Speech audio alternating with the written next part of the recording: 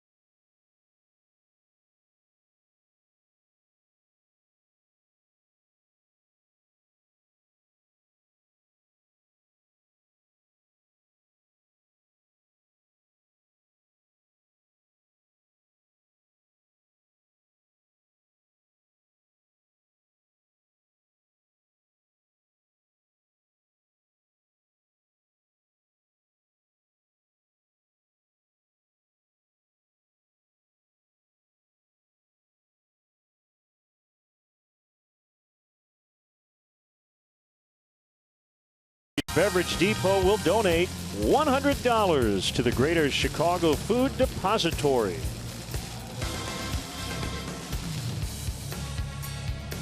So the rain has stopped. We got a downpour for about an hour that canceled Cubs batting practice today. And Jake Arrieta is a creature of habit. Takes him about 40 minutes to get ready to pitch. So let's hear from his manager on if you have rain before a Jake Arrieta start.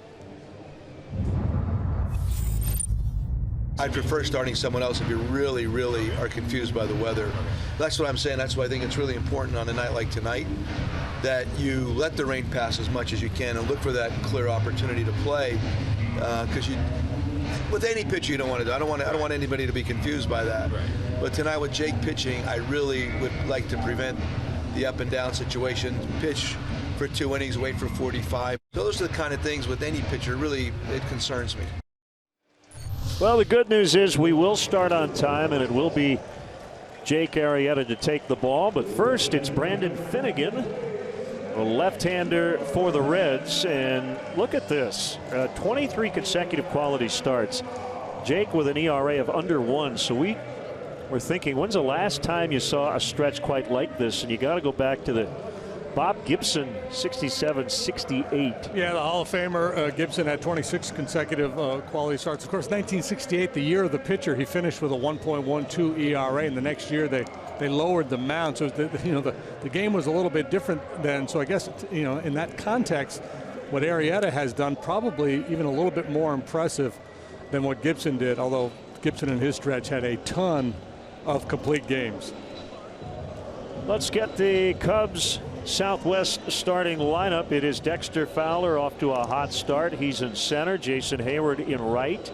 Chris Bryant will play third tonight. Anthony Rizzo with a home run stolen away and then hit another one into the seats yesterday. Soler in left. Ben Zobrist plays second. Addison Russell had a big series against the Reds last week. And it's Ross and Arrieta making up the Cubs battery. Reds defensively tonight. No Billy Hamilton. You see Schebler in center field, flanked by Duvall in left, Bruce in right.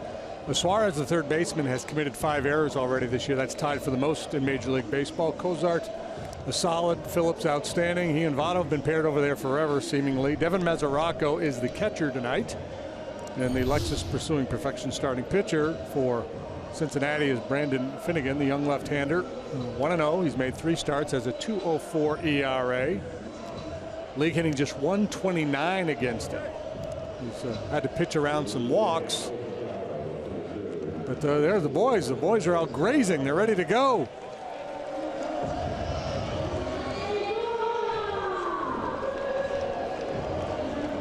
And tonight's umpires, Dana DeMuth, the crew chief, will call balls and strikes. Greg Gibson at first, Ed Hickox at second, and Mike Estabrook over at third. So it's Finnegan versus Arrieta. It's a battle of Horned Frogs. A couple of TCU alums doing the pitching here tonight. Fowler batting right-handed. He swings at the first pitch, sends it deep to center. Schebler's back. It's over his head. He plays the carom perfectly, and that'll be a standing double for Fowler. If that ball gets by Scott Schebler, it's at least a triple. Fowler has been nothing short of spectacular here in the early going. On base 3 times yesterday, 3 times the day before. First pitch of the ball game, boom, immediately he's got Finnegan in the stretch with a man in scoring position.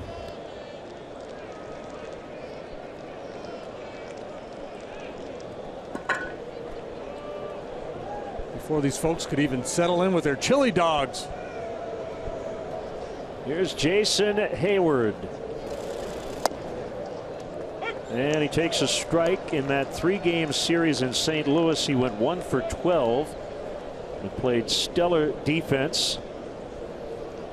Yeah, hit a number of balls hard too. So the quality of the at-bats not reflected by the results.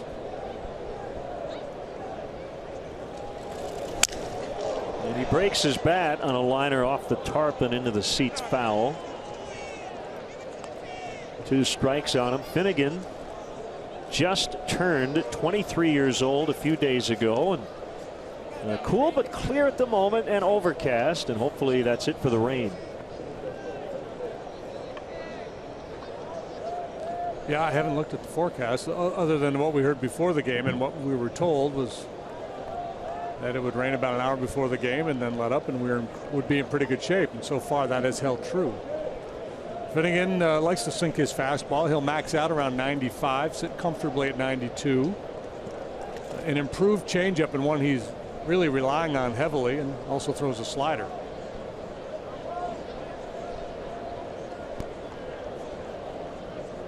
Here's the 0-2 pitch.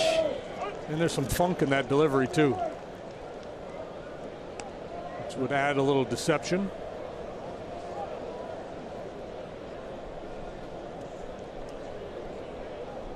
He was working on a gem at Wrigley Field a week ago Monday, the Cubs home opener, his 6th career start.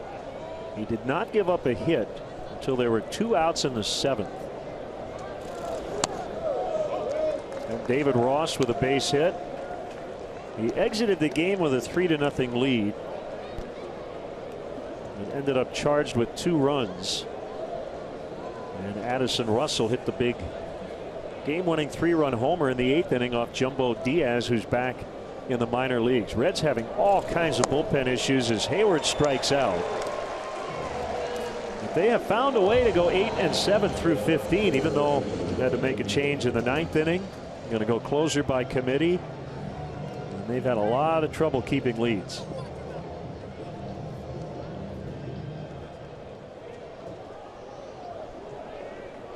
Yeah, with Aroldis Chapman now in Yankee pinstripes, I think Brian Price knew that the bullpen would be a bit of an unsettled situation here early, and they're just trying to figure it out as they go along. Kris Bryant, the batter, and the pitch. Outside for ball 1.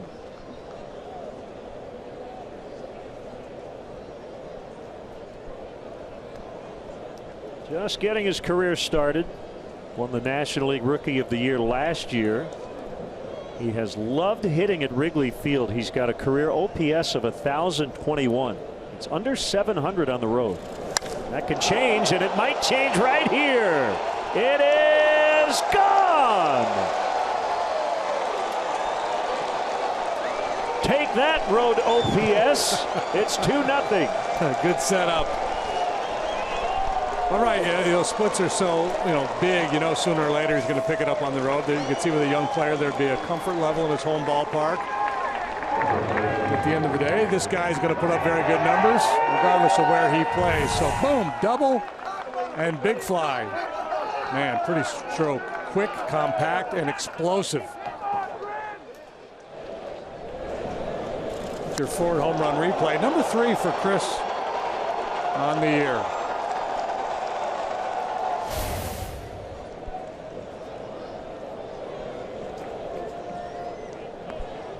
So Jake Arrieta with an early lead as Rizzo airs it out and fouls for strike 1.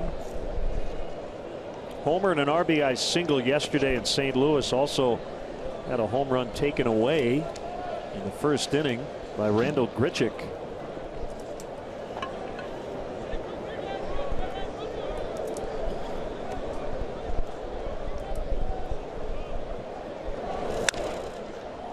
Pop up right near second. It's the shortstop Cozart.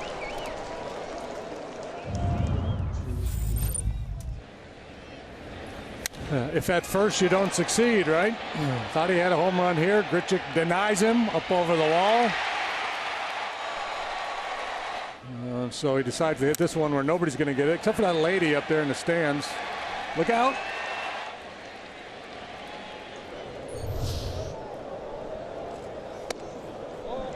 Ball 1 on Jorge Soler. This is a special place for him. He homered in his first major league plate appearance off Matt Latos in this very ballpark, August 27th of 2014.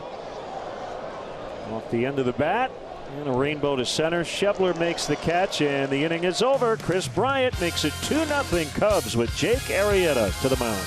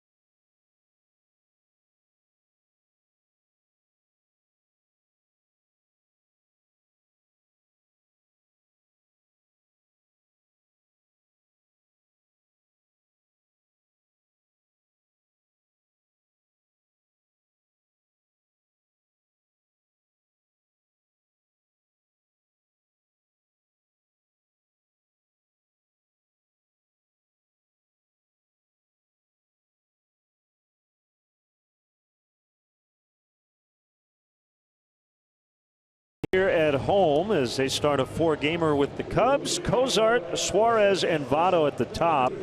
Phillips has been really good lately. 6 hits his last 2 games. Jay Bruce off to a good start. Devin Mesoraco back of the plate. Adam Duvall is in left. I don't know if we'll see Billy Hamilton for a couple of days. He's got a left thumb bruise, so it's Scott Schebler in center. And the pitcher Finnegan batting ninth. Look at him, 4 for 7. Cubs defensively, more of the standard alignment with Soler, Fowler, and Hayward. The front court in the outfield. Bryant, Russell, Zobrist, Rizzo third to first. David Ross back there behind the plate for Jake Arrieta. He is our Lexus pursuing perfection starting pitcher in pursuit of his 4th win. That would he would become the first National League pitcher to do that. He's got a 1.23 ERA, 3-2 with a 3.58 lifetime against Cincinnati. Zach Cozart pops it up. Ross, good effort by David Ross as he went right into that railing, and looks like he's all right. Just didn't have enough time to get over there and settle under it, so he's kind of treading lightly as he approaches that barrier. Not sure exactly where he is. The ball wasn't high enough for him to really find his way. Good assist there by Jim Day of Reds Television coming in to make sure.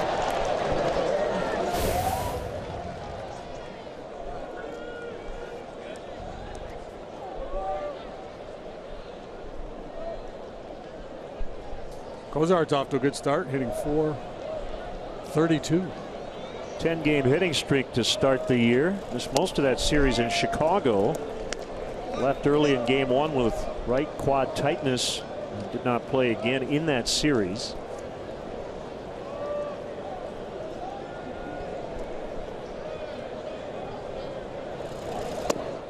Uncle Charlie pays a visit. Cozart able to lay off there. That was a really good pitch for him in his last start against the Rockies.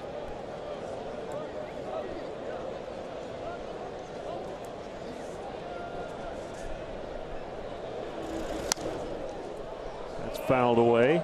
Arrieta over the last couple of years has taken no-hit bids into the mid or late innings against this Reds team.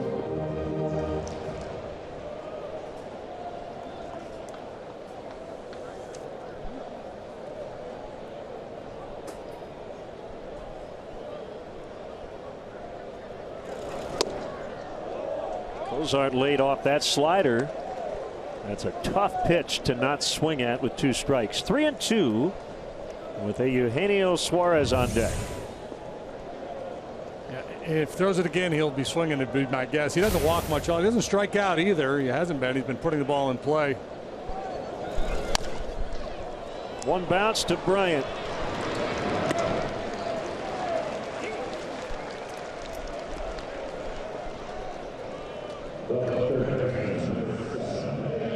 Jake making his 3rd career start in this ballpark. Had a rough one here a couple of years ago, and then a solid effort here last season back in April. Seem to recall the start here a couple of years ago. Didn't he have a blister? Didn't he have something going on with his hand? I don't know. I might be imagining it. But I don't recall. Doesn't mean you're not right. Here's Suarez. Played a lot of short last year after Cozart got hurt. Todd Frazier traded in the offseason, so Suarez now playing 3rd. He can hit.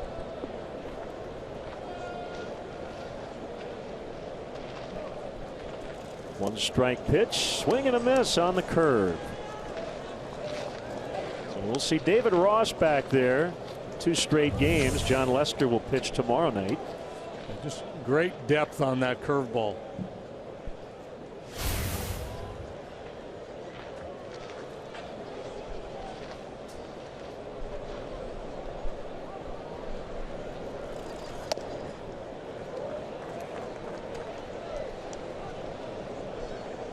You know, Arrieta has been so good for so long now.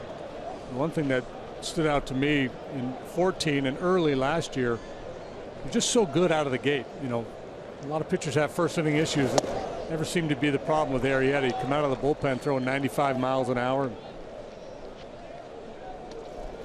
Usually had good command of his breaking stuff right from the get-go. Cubs have won his last 16 starts. His ERA is 0.70 during this stretch. Bounce to Rizzo. He'll take it to the bag.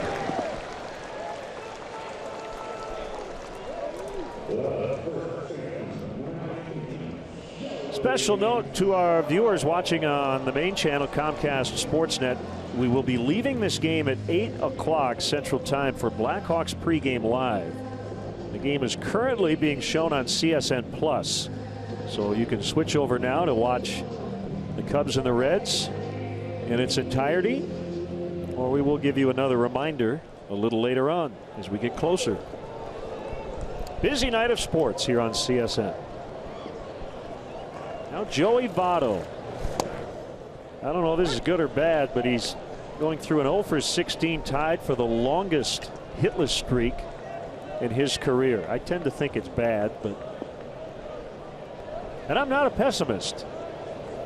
Guys like Joey Votto don't. You're just you understand the math, yeah. Sooner or later, Joey Votto's going to break out. Punched out 3 times yesterday, and he's been swinging and missing a fair bit here in the early going.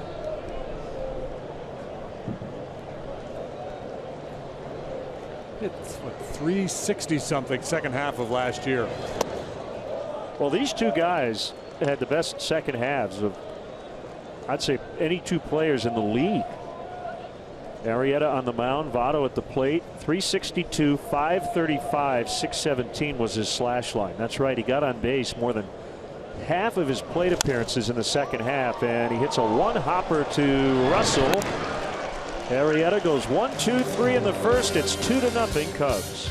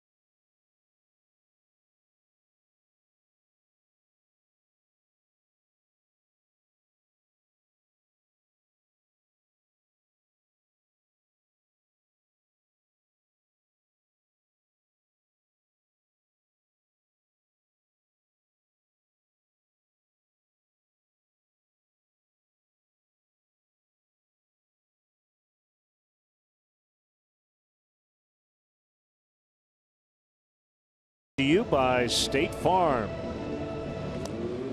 Well, the Cubs are back home for homestand beginning Tuesday night. Mark your calendar. That's the 26th. They'll be in for 6 games. The Brewers and then the Braves come to town. Tickets are going fast, as you can imagine. Visit Cubs.com today and plan now for the games you want to see. A reminder, the Cubs have added metal detectors at all Wrigley Field gates, so give yourself plenty of time to enter the ballpark. Cubs.com/security for more information. 2-0 on Chris Bryant's first inning home run. Into the second deck. And Ben Zobrist will lead it off, batting right-handed. Just 2 for his last 31. And he takes a ball. Fowler hit the first pitch he saw. It was Bryant first pitch. It was early in the at bat, and first or second pitch, I think. I can tell you. Fire in the hole. I got it.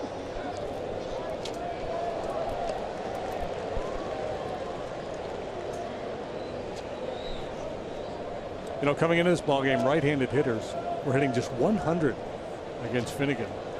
So the lefty has been able to neutralize the right-handed hitters. 5 out of 50 were they. Fowler got him from the right side. Obviously Bryant as well. Hit well to deep right. Bruce will look up, and it is gone. Ben Zobrist with his first home run as a Chicago Cub. He goes to the opposite field, and it's 3-0. Well, what a difference a day makes, and in this case, a turn through as Finnegan had the Cubs handcuffed last time. This time they're all over him. Another elevated pitch. And congratulations, Ben Zobrist, first long ball in a Cub uniform. There's your Ford home run replay for the second time tonight.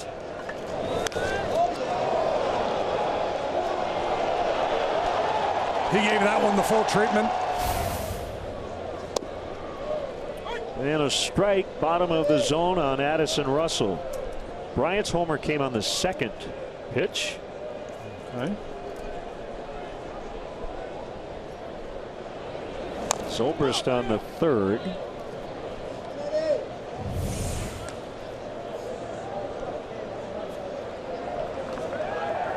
Always feels good to get that first home run of a season. Again, he had been scuffling.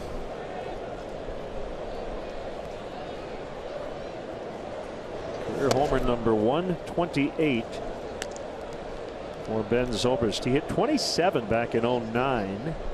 He's hit at least 23 times, but the last time was 2012.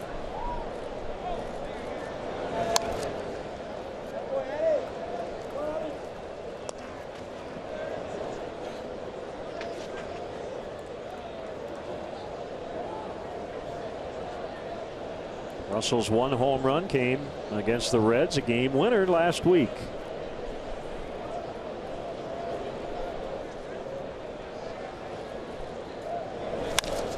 And he lines to Cozart, the shortstop. Well, because of the rain, the Cubs did not take batting practice on the field this afternoon. Doesn't seem to have bothered them in the least. Lots of good swings here early against Finnegan. Well, as Joe Madden once famously said, it's the most overrated thing we do. Take batting practice.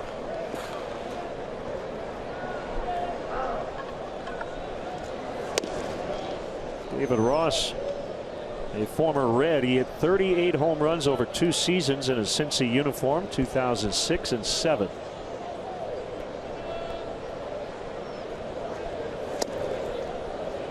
Yeah, if you want to stump your friends with a little Reds trivia, ask them this question. Okay. Top 10 single season home runs. Single seasons. Let me word this properly. All right, let's start over. Start over, Okay. Alex. Forget everything he The just said. category is Reds Jeopardy. Okay. Top 10 home run seasons by a Reds catcher. 7 of those 10 were done by Johnny Bench. Okay. Who are the other 3? Well, we'll let it sit for a second, but I'm going to take a shot at it. Tap toward third. Come on, David, run! And he's safe as Suarez couldn't pick it up.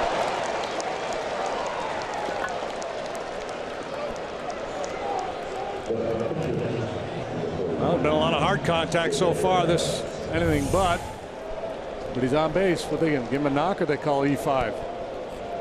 Got to be a knock, right? If you try to barehand it. Yep.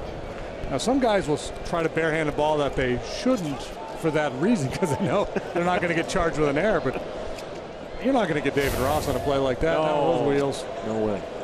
My answer would be Devin Mesoraco and David Ross twice. Am I right? Or is it 3 different guys? 3 different guys. But you're those 2 Eddie are correct. Taubensee? You are correct, Okay. sir. Rossi had 19 home runs that one year. Not a ton of at-bats. I believe he has the highest single-season slugging percentage for a Reds catcher. Better than even the great Johnny Bench.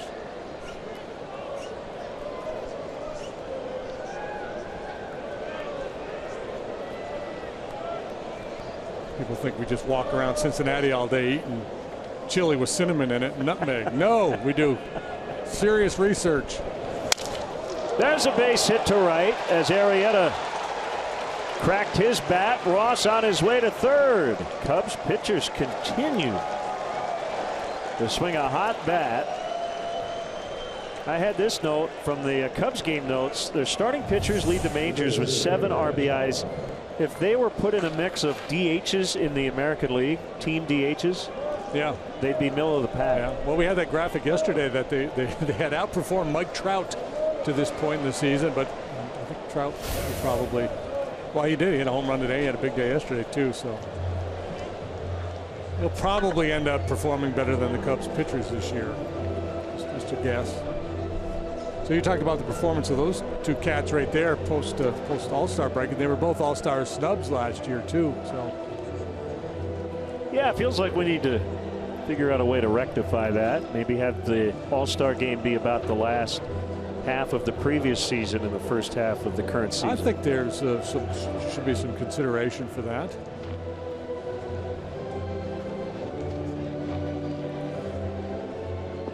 Well, you talked about the woes for the Reds bullpen, so Ryan Price wants to get some innings out of Finnegan here this evening.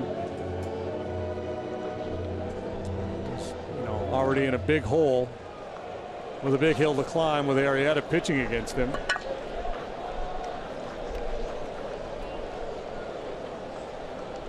Fowler, first pitch of the game, double to center. This time he takes a strike.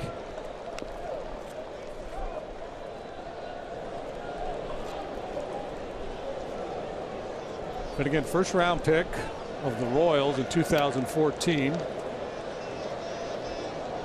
And he pitched in the big leagues that year. So he helped lead TCU to the College World Series and then pitched in the World Series.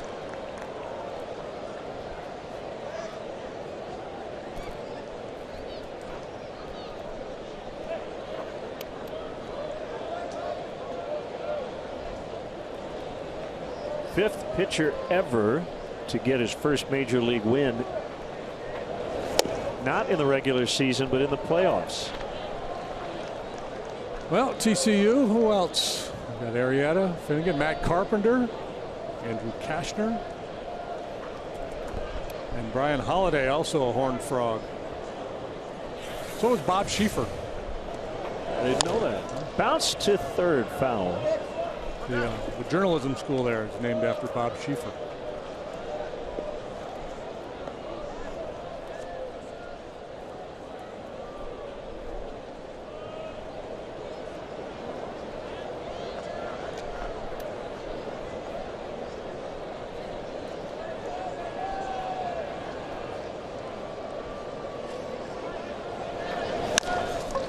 Bounce to third. Suarez will get one, and that is all. So Fowler on a fielder's choice will get an RBI as Ross is in. It's 4-0.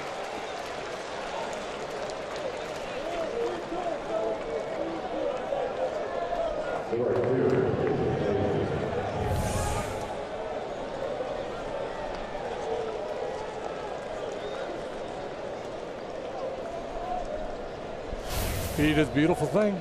Fowler able to beat it, gets himself an RBI. Gets Arrieta back to the dugout to get ready for the bottom of this inning. He did his job.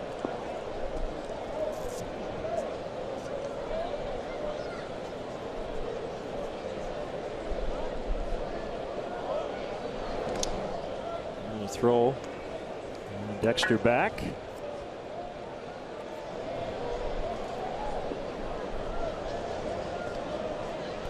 Not a huge crowd tonight. I see a lot of Cubs blue in the stands.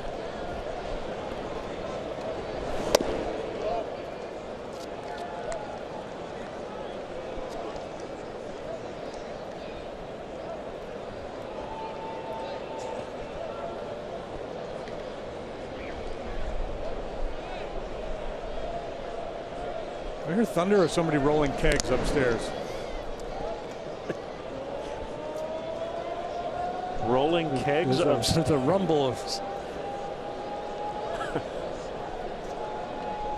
Maybe they're moving the furniture.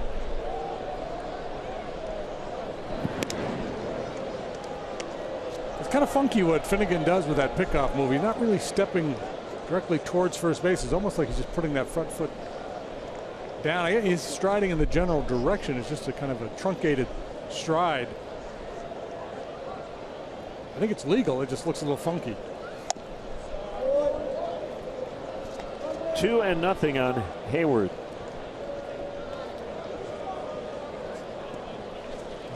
Finnegan just ambushed by the Cubs here early. He hasn't been able to establish anything. The fastball command is not there. He hasn't really gotten anything going with his secondary pitches. 3-0. So if we're playing connect the dots, I guess this next pitch is going to be up and away.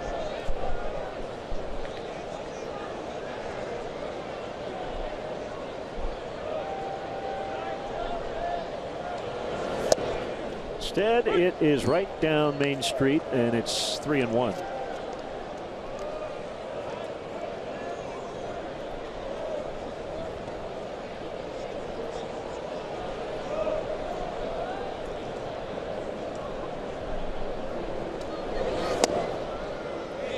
Three and two. Finnegan, there was some debate as to whether he would, be best as a starter or a reliever, but the development of the changeup, I think they feel like he can be a solid starter now.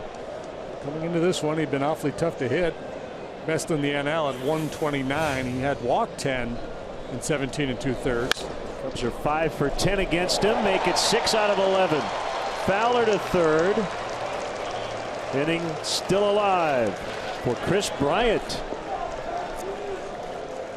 Yeah, so here's the challenge for Bryan Price. It's obviously early in the ballgame, and you always feel like this early you have a chance, but he's up against Arrieta. So, how early does he want to get that bullpen cranked up? How hard does he want to try to, salvage this one when Arrieta is the opposing pitcher? So it may be that Finnegan's going to have to stay out there and take a bit of a beating here tonight. And Bryan Price can keep his powder dry, so to speak, for the rest of the weekend. Bryant already with a 2-run homer and a 2-hopper to Cozart. And he'll get the ball to Phillips ahead of Hayward. Cubs add 2 to their lead. Ben Zobrist with his first homer of the year as a part of it. It's 4-0 after an inning and a half.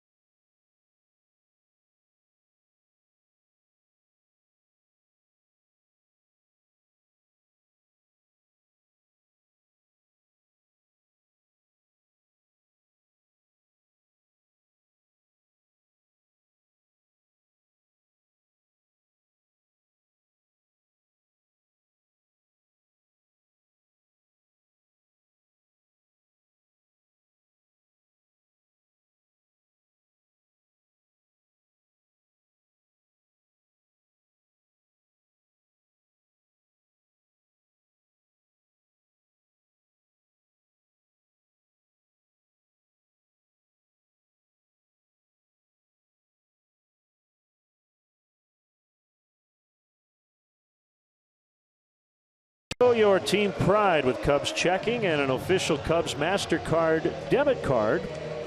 Only available at your local Wintrust Community Bank. Go to wintrust.com/Cubs to learn more. Member FDIC.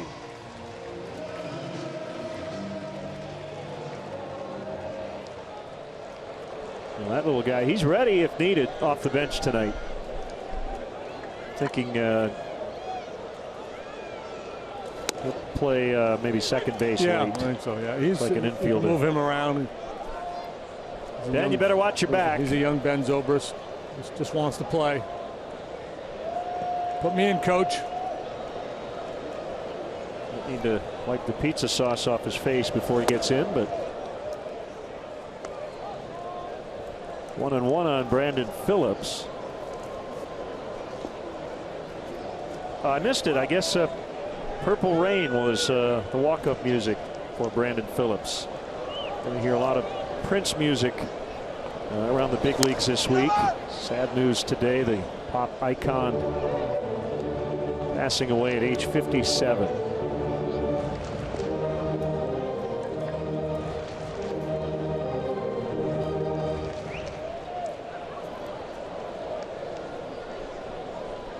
Makes you feel old when you remember when the song 1999 came out 15 years before 1999.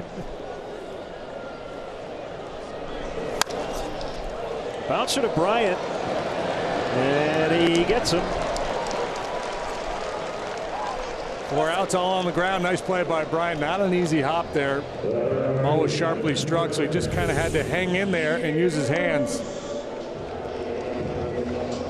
Pretty play.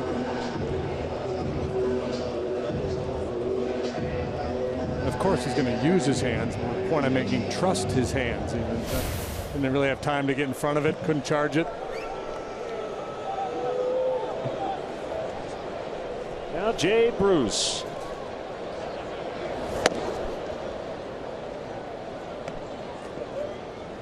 Jay Bruce off to a good start, and that's good for the Reds for a couple reasons. One, he's helped them. And two, if he continues to produce, they may be able to move him at the trade deadline for some good pieces. 1-1.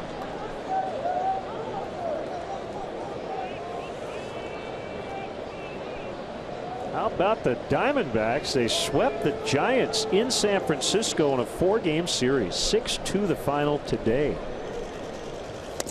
Shelby Miller today, right? I think he was scheduled to start that one. Tyler Wagner ended up going 5 innings in relief following Miller, and he got the win. The benches did clear late.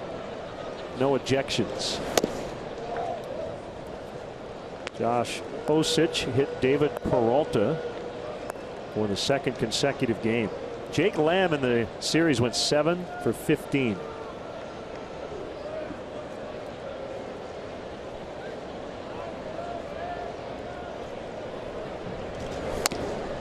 Ball 4. That's the Reds' first base runner.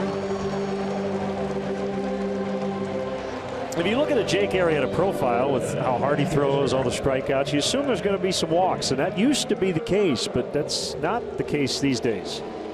No, that's just the 3rd walk he has issued this year.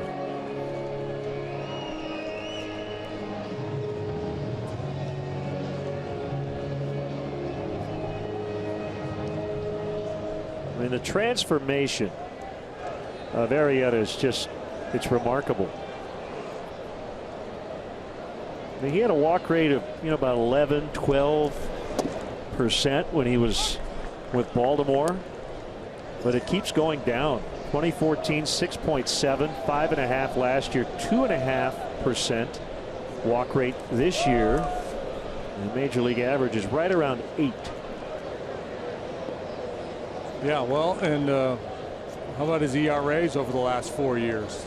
6.2 in 2012, and then 4.78 to 2.53 to 1.77.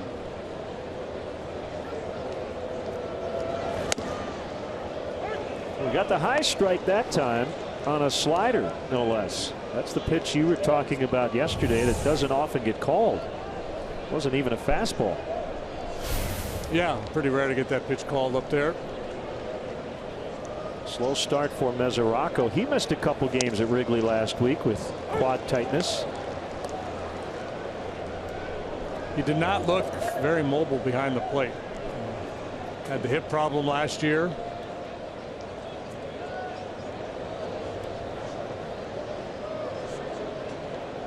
He's got this funny little thing he does. Watch it, he'll just kind of all of a sudden drop.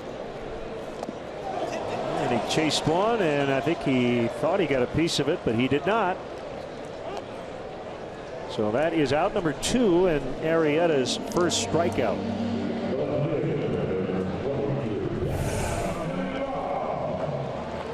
curveball is so menacing for the hitters because a lot of guys, when the curveball comes out of their hand, there's a little hump in it. You see it kind of come up and then kind of spin.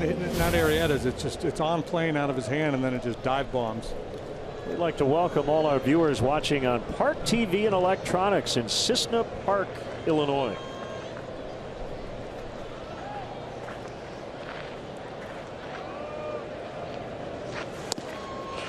Adam Duvall takes a strike. The other thing about Arrieta, he used to be a fly ball pitcher. Now he's a ground ball pitcher. His ground ball fly ball ratio used to be around 0.8, 0.7. It was 0.5 with Baltimore in 2013 before he got traded to the Cubs. Well, it's now 1.33. And he's given up a lot more ground balls than fly balls here these last few years. Yeah, well, he's got a lot of different games, right? He can be efficient, attack you early with sinkers, and that curveball are both good ground ball pitches for him. And then if he needs to dial it up, he can pitch away from contact and go for the strikeout.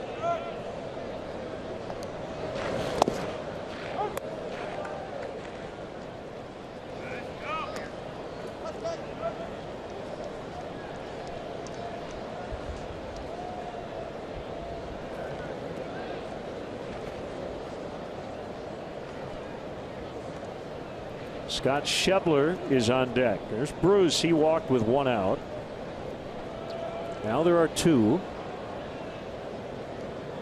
And the 2-1 is fouled away. Remember, his only loss in this stretch of quality work was the no-hitter that Cole Hamels pitched for the Phillies against the Cubs. He allowed 3 runs in 6 innings in that ball game.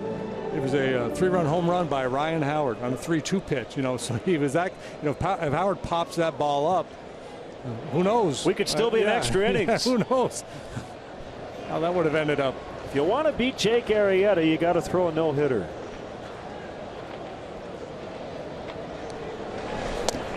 One got away from him on a curveball. Usually there's pretty good sense of gallows humor in the clubhouse prior to a game against a guy like Arrieta. Players will be walking around and go, oh man, we got no chance tonight. Why did we even show up?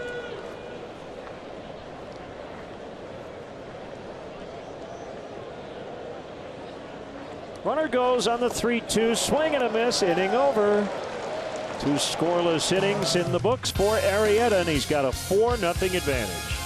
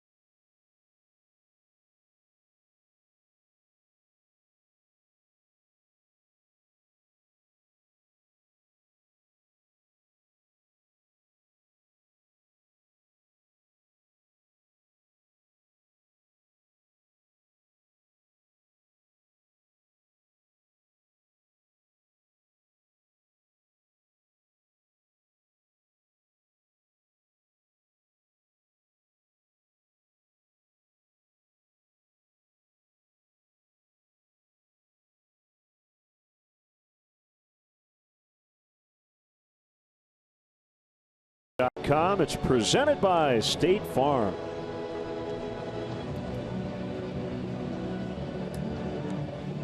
Game 1 from Cincinnati. We've got night games first 3 days and then Sunday matinee.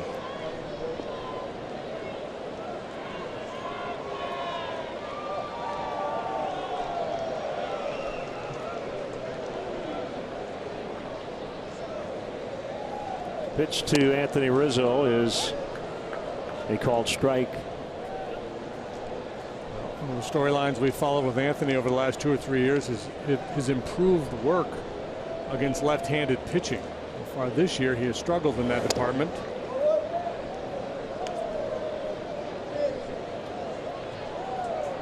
Small sample, but you see what he has done here. He's really struggled in 13, and then the last 2 seasons really picked it up. Off to a slow start this year against Southpaws, but a small sample size. Votto quickly leaves his feet. Finnegan to the bag. 3-1 on the out.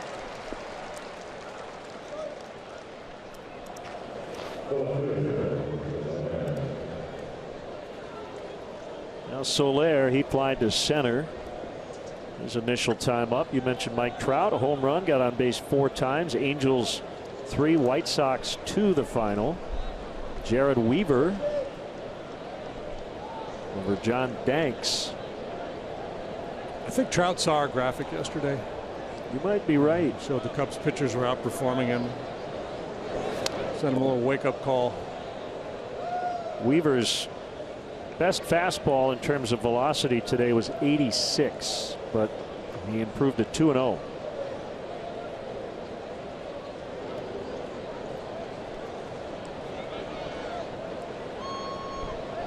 And I guess he was a little cranky with reporters after the game who kept asking him about his fastball velocity, and I can understand that. He doesn't want to talk about it.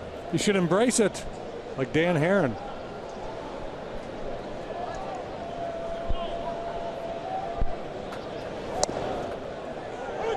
Bottom of the zone strike, so up and down.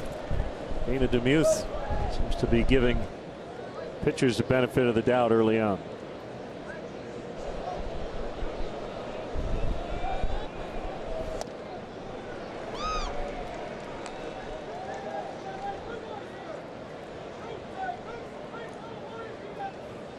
Even with the loss, White Sox off to a great start. 10 up, 6 down. Started the day in first in their division. This is Schebler.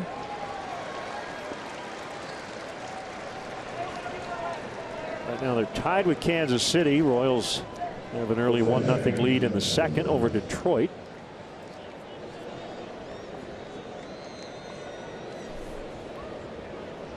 It could be an interesting division to keep an eye on, that AL Central. I agree. I think Cleveland's going to be a good club. Twins off to that bad start, but yeah, everybody else you could make a case.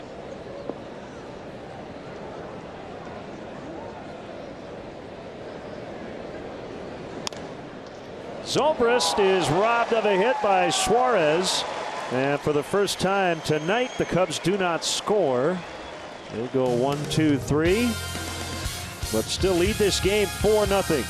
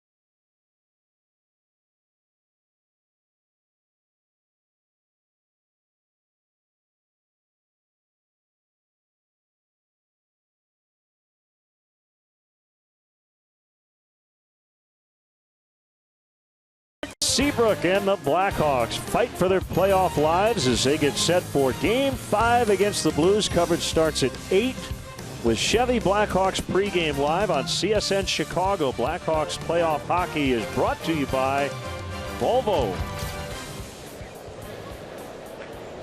Cubs leading 4-0. Scott Schebler in for Billy Hamilton.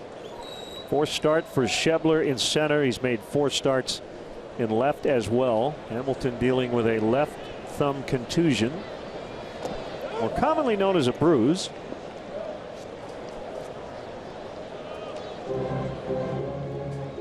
How did he get it? Did he get jammed really badly? He was making a catch recently.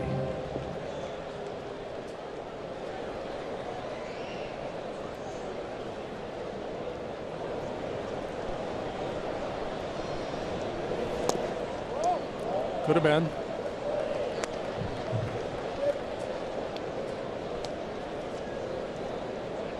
Schebler, 25 years of age. A little bit of time with the Dodgers last year. It was the extent of his major league experience coming into this season. That was a leaping grab at the wall in St. Louis.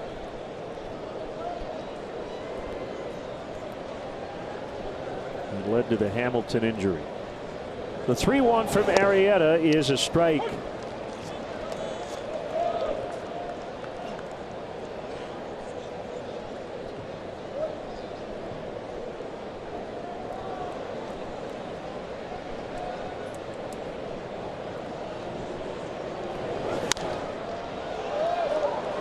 This will get back out of play off of third.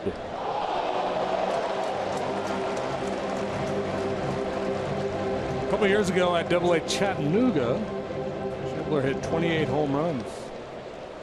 Got some speed too. He had 14 triples that year. Led the Southern League in both those categories.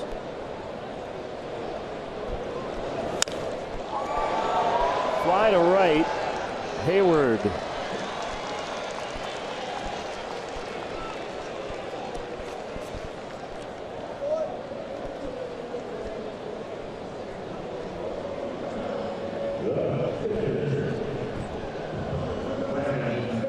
Tweet from Bob. He said, I was hearing a crunching noise on TV. I just realized your field microphone near the Reds on deck circle was picking up cleat noise, or I just heard that noise. Cozart took the weighted donut off his bat. He said, I thought JD might be eating cereal.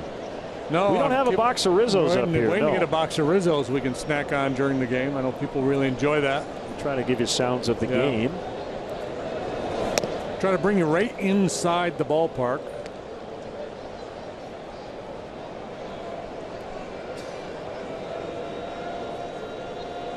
Finnegan can swing the bat. He doesn't there. Takes ball 2, 2-1. I used to love the smell of a cigar at a ballpark. I never smoked a cigar in my life. It's about cigar smoke in a ballpark. And that's something you're not going to get experience again. Well, that's probably the next thing with technology. We give you the sights, we give you the sounds of baseball. Can we give you the smells? Smells of the game. Yeah, something will kind of ooze out of your television screen.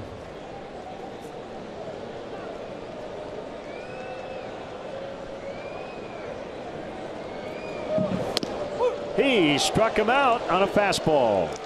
Again, that high strike.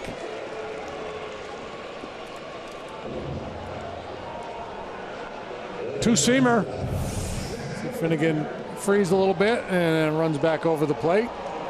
Cradled nicely by David Ross.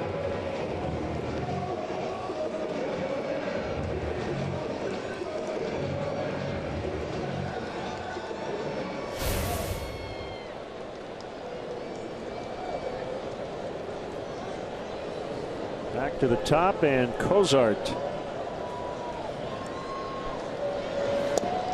Right back downstairs with that one. Yeah, that's the one you'd rather get called, and you could just live down there. The elevated fastball, normally you're looking for a swing through, a swing and a miss, or a pop up. Not expecting that pitch to get called.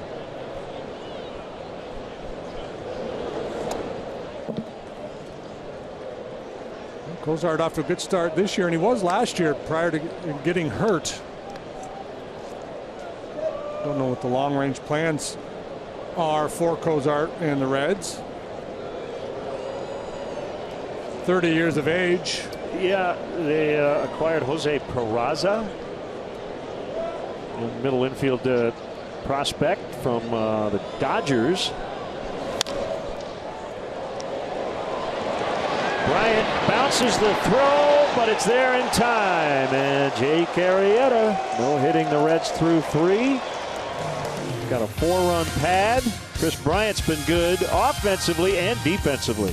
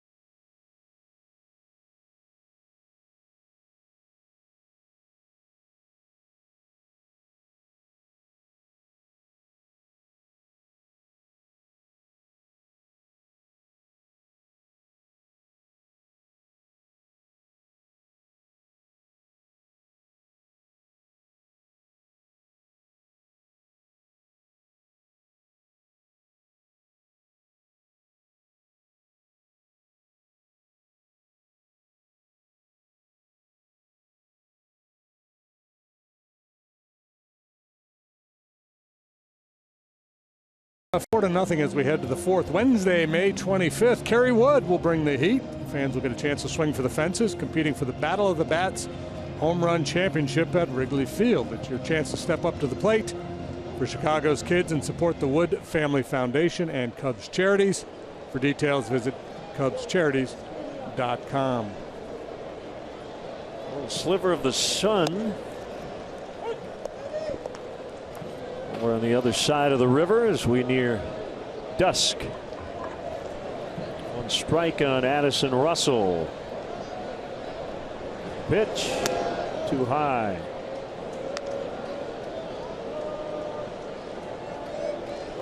Albert Almora off to a good start. AAA Iowa. Take a look at the Cubs minor league system, hitting .368. His first homer of the season yesterday. Right-hander Pierce Johnson activated from the Iowa disabled list, starting tonight against New Orleans. Line shot left field, and the slide and catch by Adam Duvall.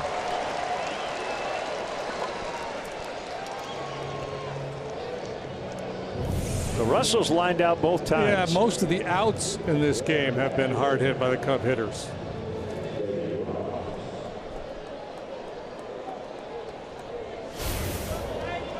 You know what's hard to do? Write Duvall, print it in your scorebook, and not have the U and the V end up looking the same. I encourage people to try that at home. Well, you got to put that little tail on the U. That's the key. You're a sans tail U guy. Yeah, I need to work on that. None's taught me better than that. 2-0 on David Ross. I'm giving it a good solid effort here, and it's still, the U and the V look very similar.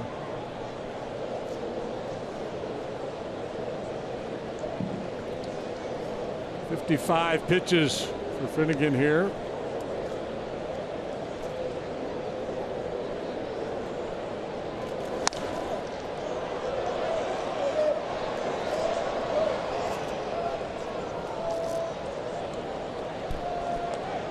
AA Tennessee Smokies lost 8-1 to Montgomery today. The Montgomery team nickname is one of the best. They're the Biscuits. And the press release from the Smokies said Biscuits batter Smokies. It's pretty good.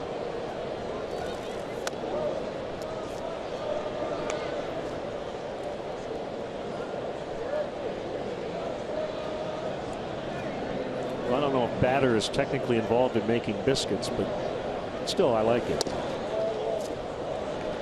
Ross on for the second time.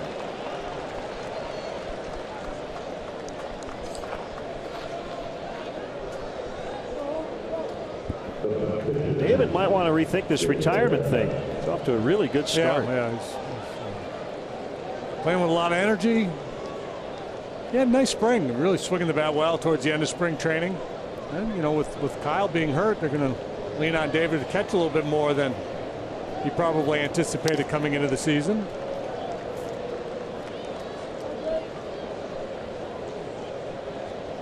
Single to right for Arrieta, his first time up. You know, Kyle Schwarber would love to be here close to home. Did a lot of damage in this ballpark last year. Yeah, Kyle grew up a Reds fan.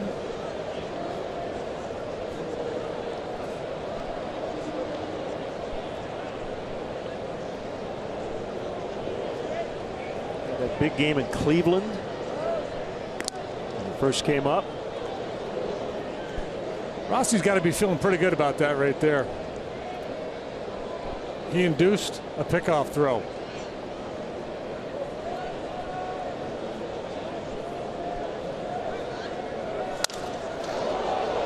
That's into center. Arrieta's 2 for 2. Ross to third. Here comes the throw.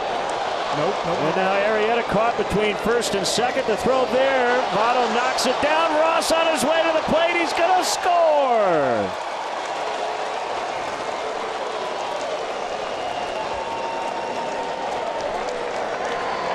It's 5-0. Analyze that play, JD. Is that David Ross or Tony Campana out there scampering around the bases? We had a whole lot going on here. First, I think Phillips may have been screened a little bit by the second base umpire. That's a ball he normally would get leather on, I think. And we talked about Rossi feeling fresh. Aaron throw, and then Finnegan with the bad throw to Votto. He should have been able to corral it at least, could not. Look at this. Look at that play. Safe at first. A little barehanded pick by Brandon Phillips. And they get Arrieta at second.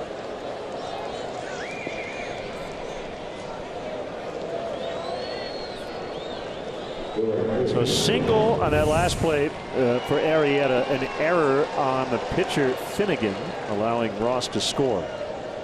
Well, all I can say there is if you're going to make that play with your bare hand, you better not drop it. Yeah. You know, sometimes you're forced to use the bare hand. Sometimes it's the best option, but that was just because he can.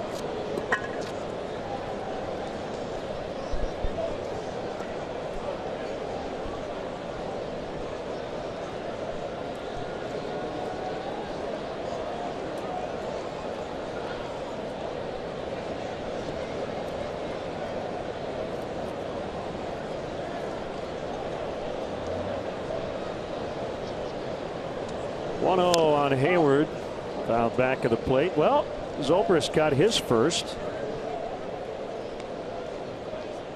Hayward still looking for his first home run in a Cubs uniform.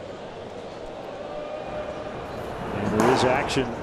Tim Melville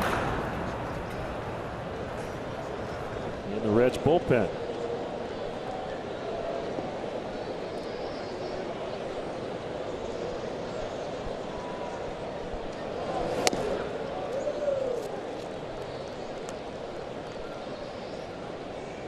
Finnegan has allowed 7 base hits tonight, plus a lot of hard contact. He had allowed only 8 hits in his 3 starts total coming into this ball game.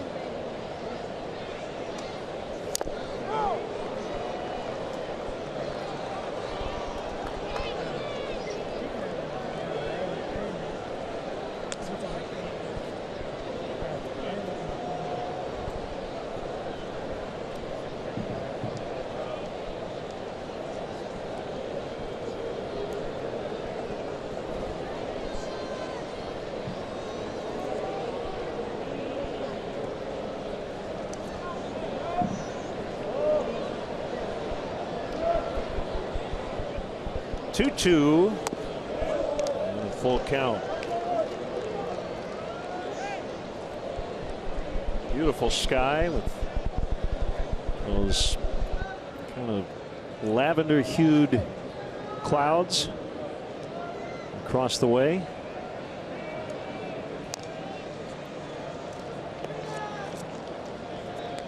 Remember that red sky we had here? Yeah, we had last a real year. funky sky. Yeah. It has been all Cubs so far in this 19-game season series. This is game 4. Hayward rips it foul.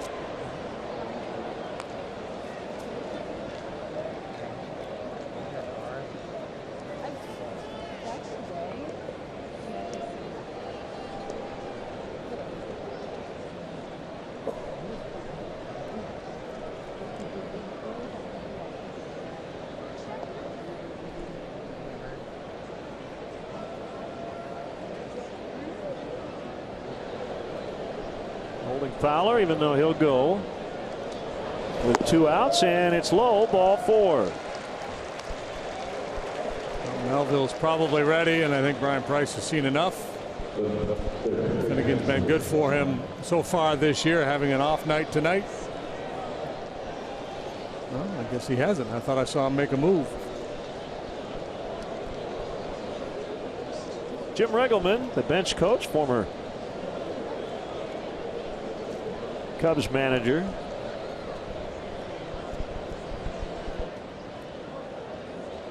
And it's Chris Bryant with 2 men on. Here's the pitch.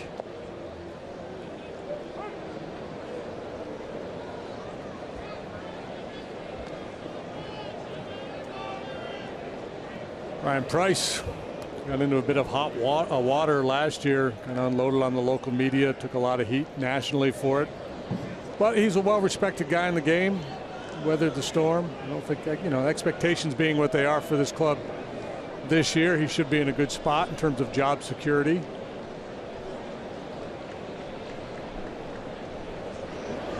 Yeah, I would say that little dust-up was out of character. Yeah, it happens. Yeah, the game, man. It was entertaining. Yeah, guys, people snap. There's a lot of pressure in this game, and some things went down that he wasn't happy about and kind of lost it.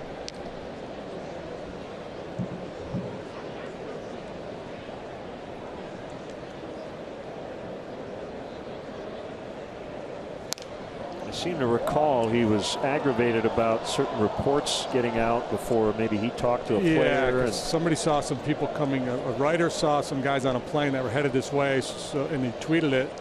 So therefore, the guys who are going to be sent out, or a guy, kind of caught wind of the fact that somebody he was going to be replaced before Brian had a chance to talk to him.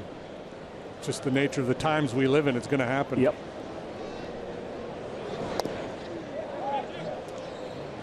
Casey Stengel once, managing in Boston, got hit by a taxi, broke his leg, and missed most of the year.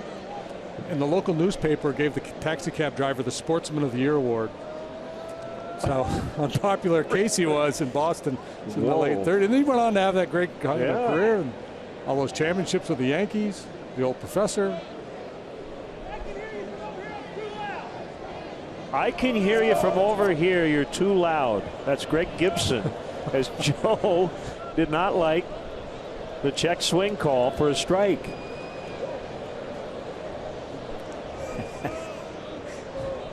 Joe's defense is that there's not many people in the ballpark. Right, called strike 3, and that will end the inning.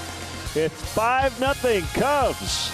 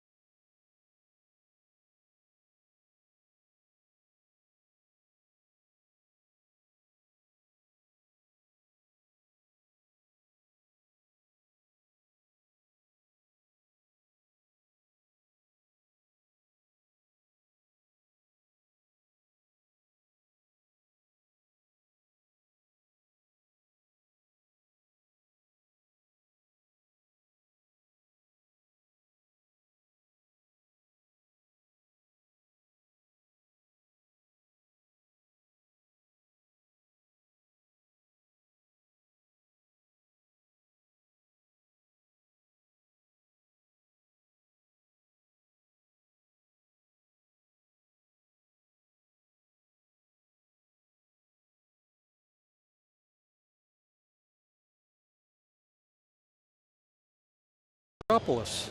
Sunday, May 15th, the Cubs celebrate Youth Baseball and Softball Appreciation Day. Buy your tickets now through the Cubs special events page to receive a special Cubs youth bat and ball set. A portion of net proceeds will be donated back to all participating teams or leagues of 50 or more. Purchase tickets, and for more information, visit Cubs.com/special events. Look at that guy. You talk about a utility player. Yeah. What does he think he is? Javi Baez? He's ready. Well, they allowed that shirt in this ballpark, and it was probably the best promotion for that Joe Madden themed shirt by having it banned in St. Louis, because no publicity is bad publicity when it comes to selling T-shirts. Help sell shirts and help raise money for charity. So at the end of the day, that'll be a good thing. Suarez bounces foul. Reds without a hit through 3.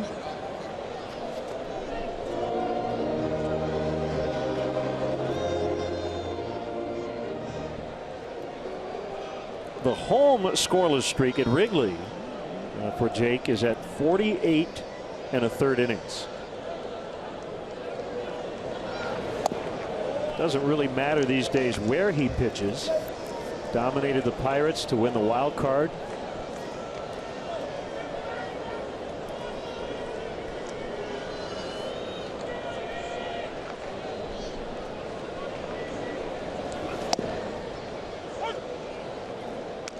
Two and two. Went 8 innings in his last start.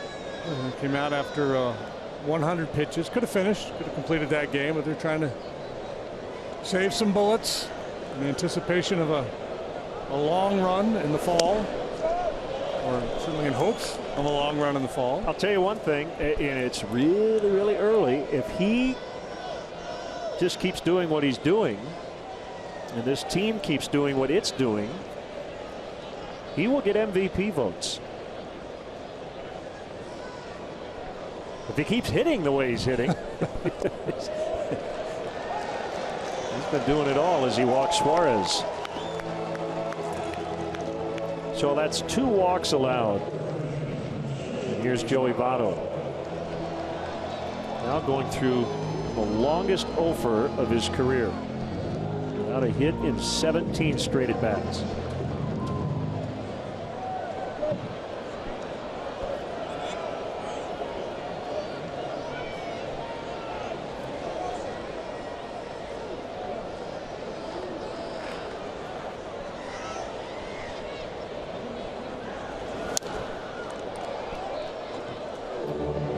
Going back to June of last year, it all started in that game in Minnesota. 23 consecutive quality starts, and you know, the quality start is 6 innings, 3 earned runs or less, so that's really not giving him his due, because they've been way better than that. 19-1 with a 0.91 earned run average.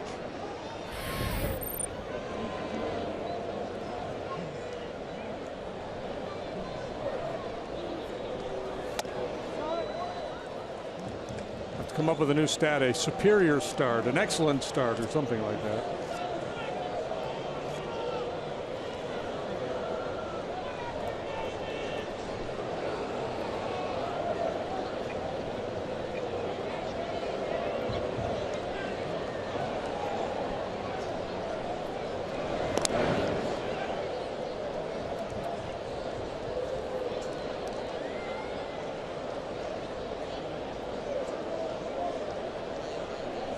If you're Brian Price, do you push the envelope even though you're down 5 runs?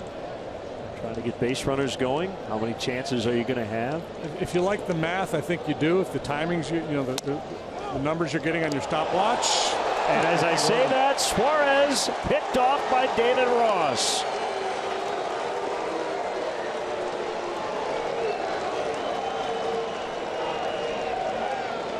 We talk about David Ross in his early season performance. He's really been throwing the ball well. Threw out a couple of base stealers in his last assignment when he was catching John Lester.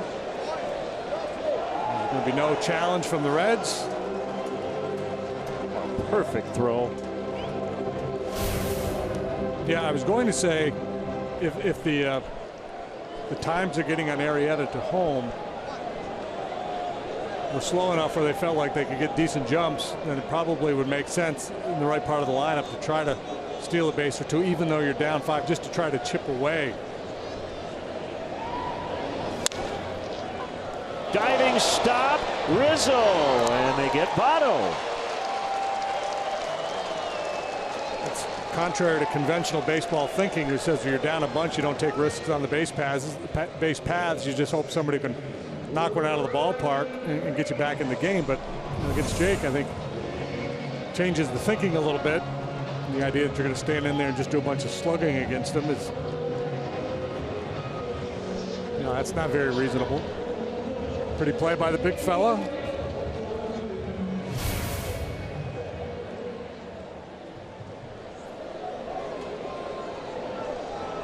Phillips grounded to third his first time up. He takes a strike.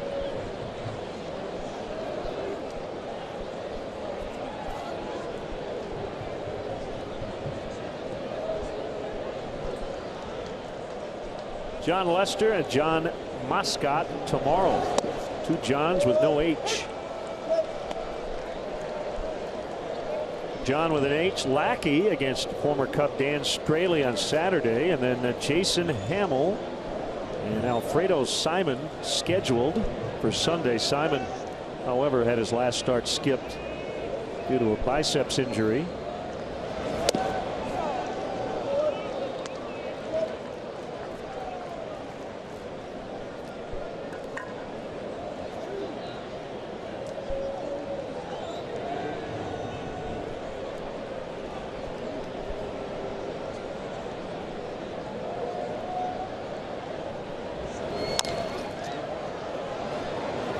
Bryant, and that's it for the Reds after 4. 5-0 Cubs.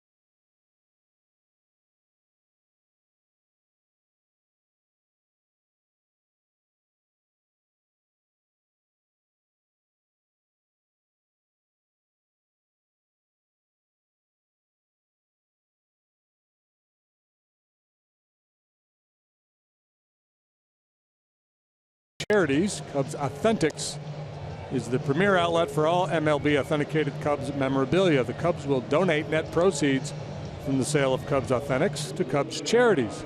Visit Cubs.com/authentics today. David Ross has had a great night. He's been on twice, has scored twice, has picked off a runner, and he's catching a no-hitter through 4. A reminder, in about a half hour, if you're watching on the main channel Comcast Sportsnet, we will be moving you over to Blackhawks pregame live. So if you're tuning in for that game, we will get you there at 8 o'clock Central Time. This game is also currently on CSN Plus, and you can watch it in its entirety. Here's right-hander Tim Melville taking over for the starter Finnegan. You think his teammates call him Herman? Maybe.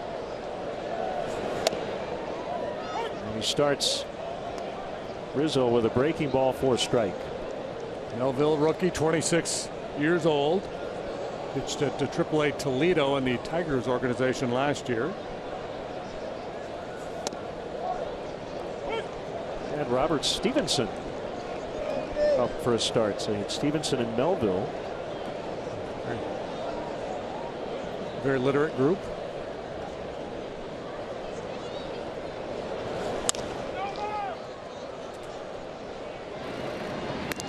That goes 4-3. Phillips to Votto. James Joyce would work the plate when those guys pitch. It'd be Jim Joyce any other time, but when they pitch, he'd be James Joyce. Right.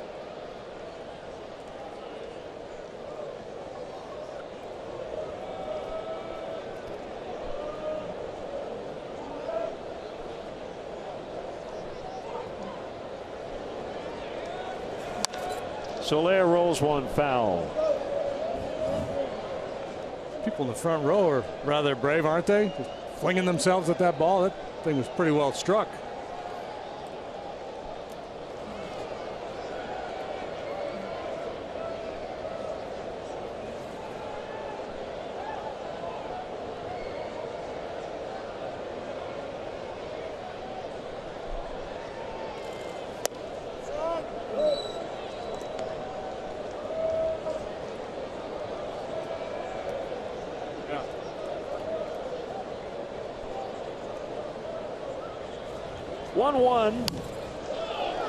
Count, a rocket foul the other way. Nicely done, sir. The awkward fist bump.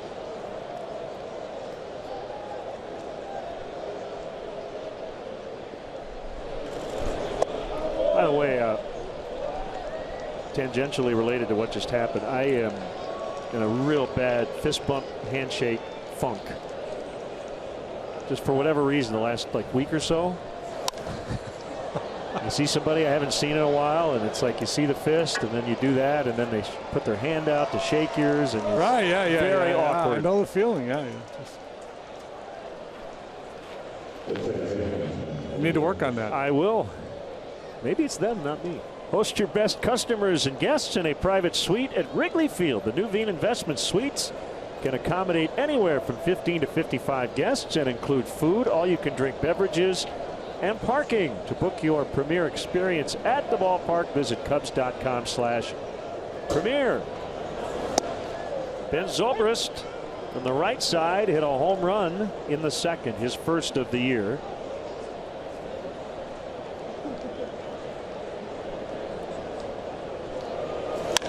The ground ball, base hit. Good effort by Phillips. Yeah, these bats are starting to come to life, and you say, wait a minute, what do you mean come to life? The Cubs are winning all kinds of games. Well, they have been, but they haven't really been doing a whole lot of hitting.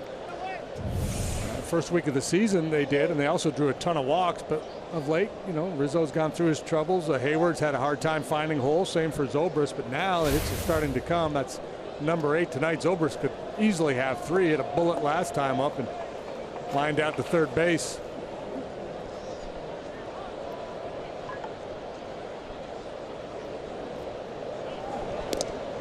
11-4 record for the Cubs so far, and they haven't really hit their stride.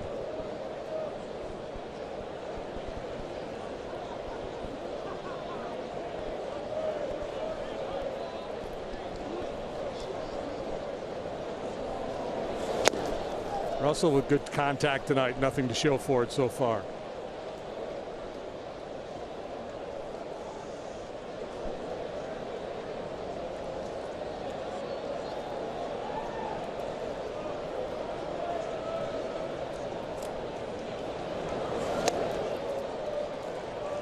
Oh, and 2.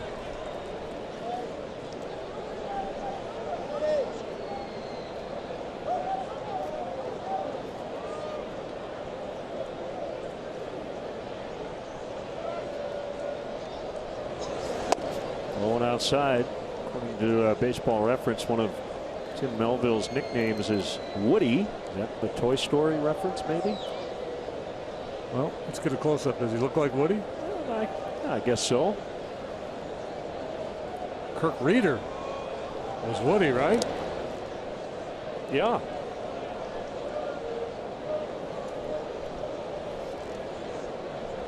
Got a pretty good lather going. Somebody poisoned the water hole. Outside. I think you got to go with Herman. Or Moby.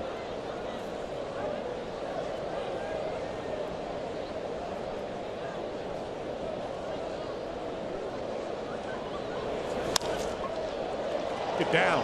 It will be caught, and Melville authors a scoreless inning. 5-0 Cubs.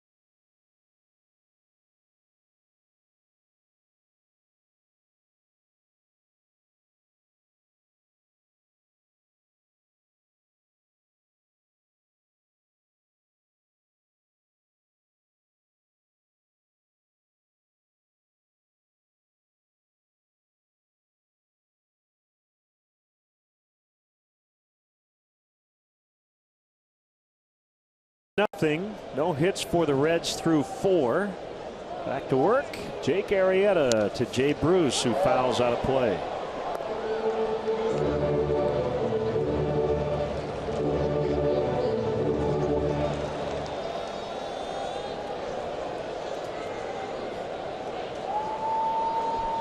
That walk, a very rare occurrence for both Arrieta and Bruce.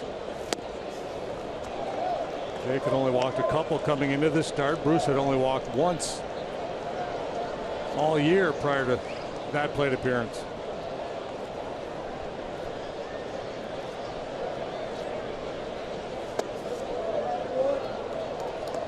One and two the count. My daily chat with Chris Bosio. He got a nice write-up in one of the local papers. You know, Jake was giving him a lot of credit for not only the pitcher's success on the mound, but he throws a batting practice a lot. I asked Boz, you know, what were the things that your pitching coaches, when you pitched, the things that you needed to know? And it was interesting. The first thing he said was guys who swing. Guys who swing at the first pitch. So one thing he wanted to know from his pitching coach: tendencies. Yeah, who swings early? Yeah. Who's willing to take a walk? You have your 3-2 theory, and it kind of fits that. Most pitchers would like to live on the outer edges of the strike zone, get their outs on swings and misses. Yeah, strikes is overrated. It really is, and that was the old Warren Spahn line. You want to be as close to the plate, but as far away from the barrel of the bat as possible. Those pitches that start in the zone, run off the corners. Swing and a miss. So you throw strike one and then expand. And you know, we talked earlier about the evolution of Jake Arrieta, and you look at his numbers from 4 years ago, say, when he was struggling with Baltimore. First pitch strikes 55%ish. Right now he's like 65%. That's a huge increase in terms of just getting the jump on hitters. That's the changeup.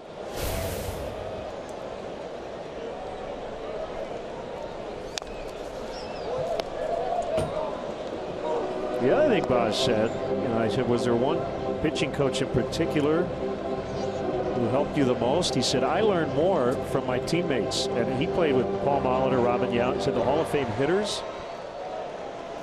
Just watching them do their thing and having conversations with them about how they attack pitchers. There's the breakdown fastball, slider, curve, and he has mixed in a couple of changes.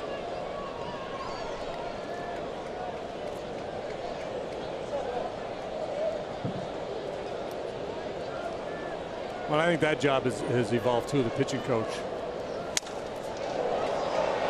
As Araujo breaks his bat as he flies out.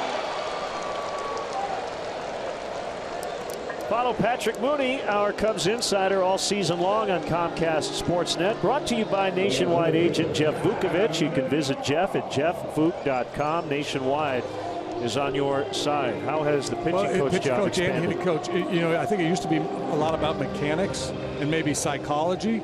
Now it is about preparation. It's about knowing, hey, you get ahead with a breaking ball with this guy, you can put him away with hard stuff in, or start him fastballs and then finish him off with a changeup in the dirt. I mean, there's a very specific pitching plan for each hitter.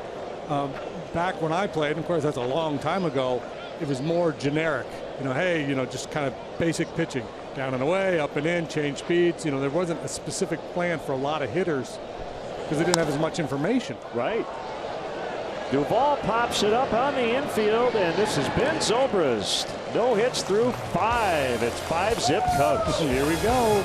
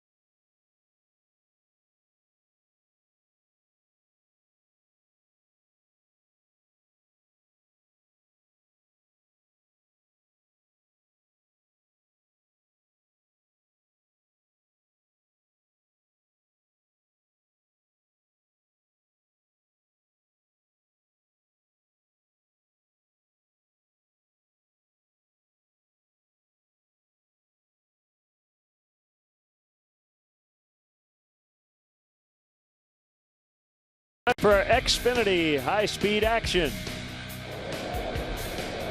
Jake Arrieta with the base hit. He's 2 for 2 in the ball game. This was a wild play. Brandon Finnegan made one extra throw, and it was one too many as Ross would score. Got handed that water bottle as soon as he got to the dugout. Like he was running a marathon. The 8 and 9 hitters, 4 trips, 4 reaches, 2 runs.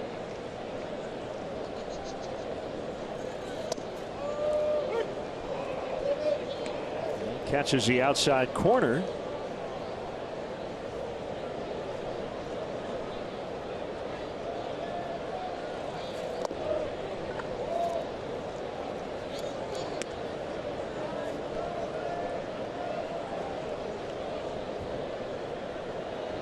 Should ask David, and we'll come here 2 more times this season. Thought he was keeping some sort of journal. And for his last season, he got some gifts from his teammates. I wonder if, you know, when he takes trips to places like Cincinnati, Los Angeles, places where he played, if there are any people in particular he wanted to meet with. Yeah. Good point.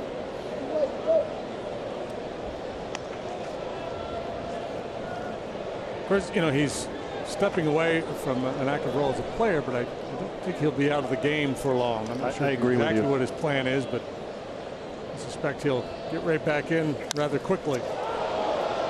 It's deep to right, and it is gone. David Ross with a home run. You can't retire. You can't. 6-0.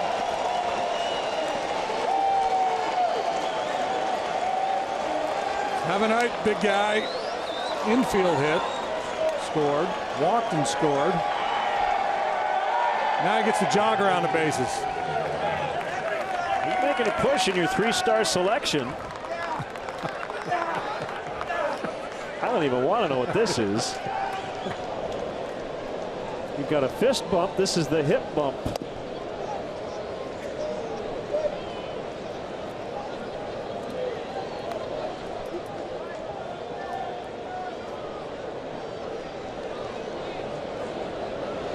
Arrieta swings and misses. So he's nearing, I believe, 100 home runs in his career. I think the goal this year had to be for David to hit 4. He's got 97 now. So 3 more would get him to 100.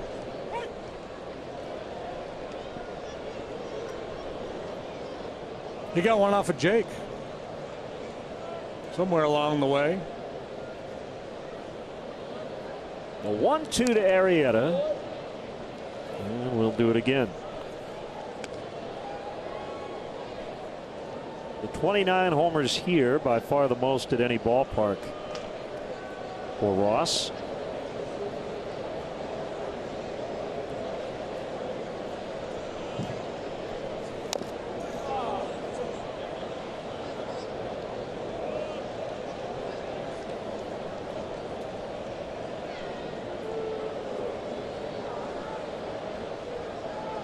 Well, I'm kind of rooting for Jake to either hit one out of here or pop up or something.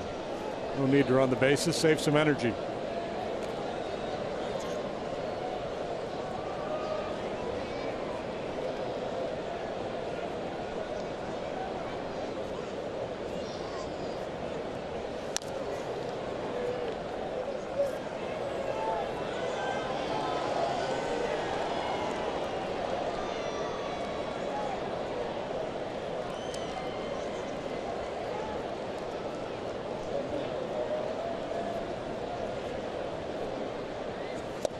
This time Melville gets him.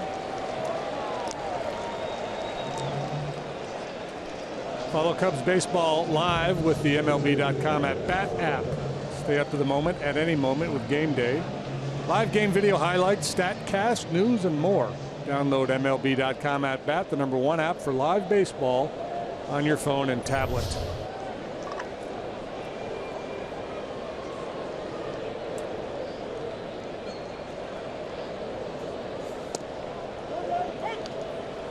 Strike on Fowler. Jason points out that is David Ross's first homer as a Cubs catcher. Last year he homered, but he was pitching. That's right. Remember? That's correct.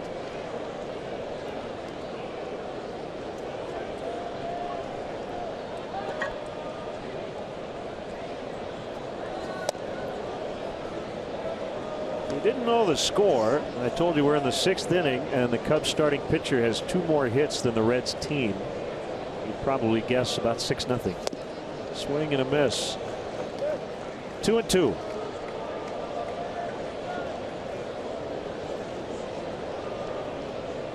And you'd have a pretty good idea who was pitching, too. Right.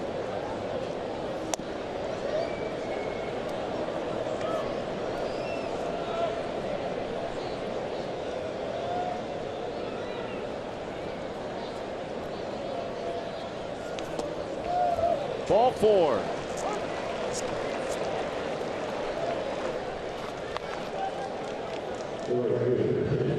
Did you see the scoreboard stumper they put up there? No, I missed it. Name the 6 players to win the Rookie of the Year award whose last name begins with the letter B. Well, Bryant would be number 1. Hayward to center. That's Scott Schebler. Another hard out for Hayward. Did you get the answer yet? No, I'm working. I got Bagwell. Bagwell. And then I had some. I haven't cheated yet. That'll Billy Williams. Oh, that's his first name. Did Harold Baines? Baines, man? Don't know. I'm trying to think of George Bell, maybe.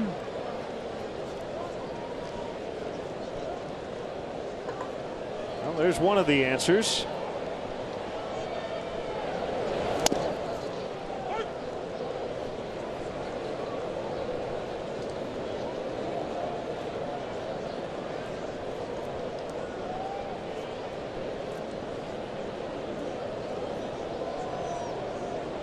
How about Brian Braun? Braun?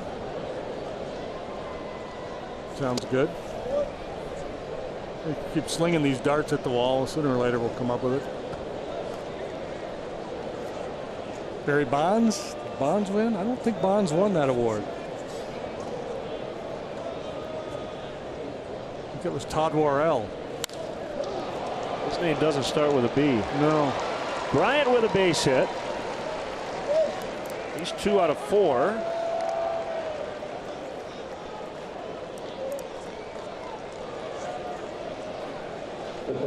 Cubs have 10 hits in the ball game. The Reds have 0 as we play the 6th inning.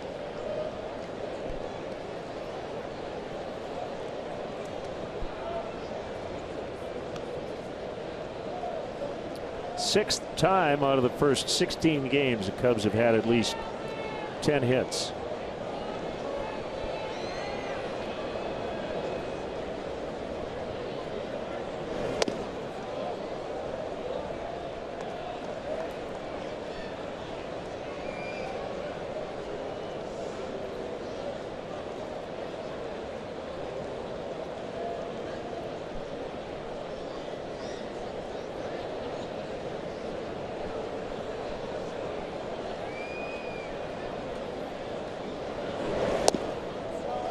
Well, let's go through all the Astros guys. Was Berkman ever the? No, I don't think Berkman. Biggio? Biggio, I don't believe so. And Baggy in 91. Yeah, if you're looking for B's, that's a good place to start. Ted Williams, Teddy Ballgame. I think Ballgame was his official last name. Off of third, Suarez. And he missed it. And that ball did not get out of play. I don't know if he got a glove on it or not. Yeah, a fan was reaching over to it, but no indication of fan interference.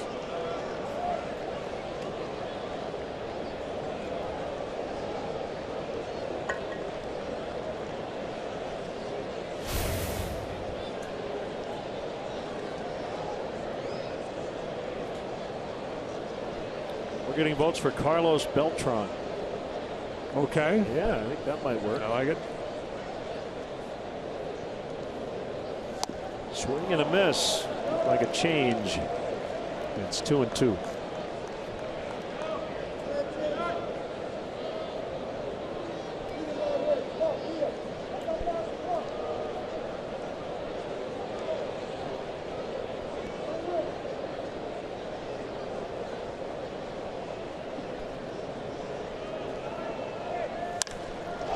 Deep right field, and that baby will go. A 3-run homer. Rizzo heating up. It's 9-0.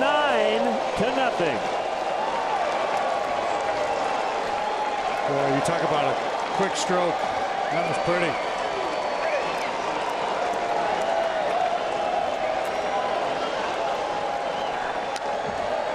That's the 4th home run of the night for the Cubs. This thing has turned into a real laugher.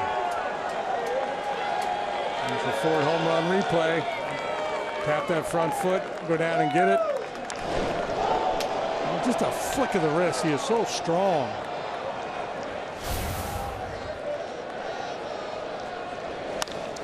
Jorge Soler with a bullet to left. Off the wall. He's got a double.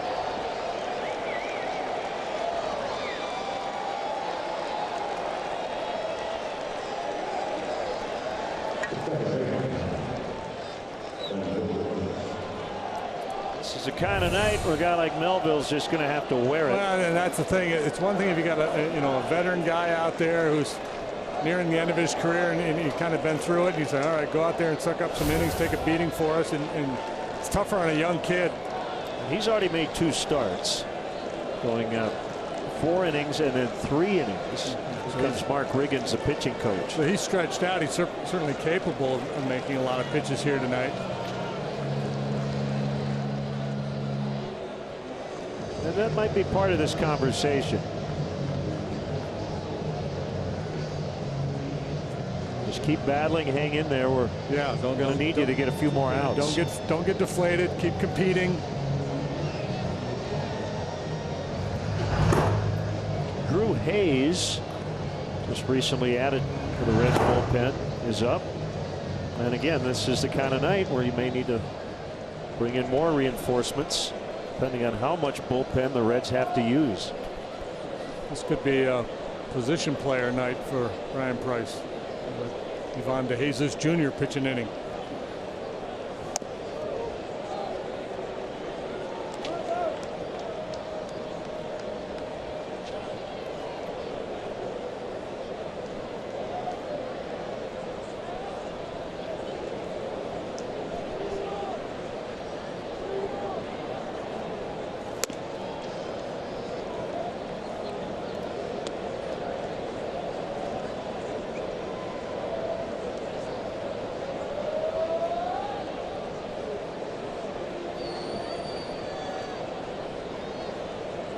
Two and nothing on Zobrist.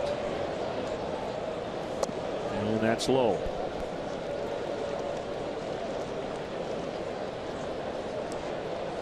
Again, in a couple of minutes on Comcast Sportsnet, we'll be sending you the Blackhawks pregame live. CSN Plus has this game in its entirety, and you may want to hang around. Ball 4.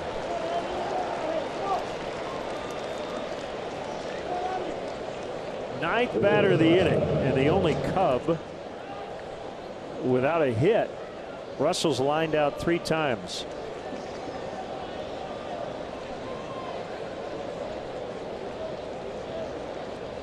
Yeah, all the hits, and I've got at least 6 lineouts on my scorecard. I mean, this is a clinic these guys are putting on here tonight.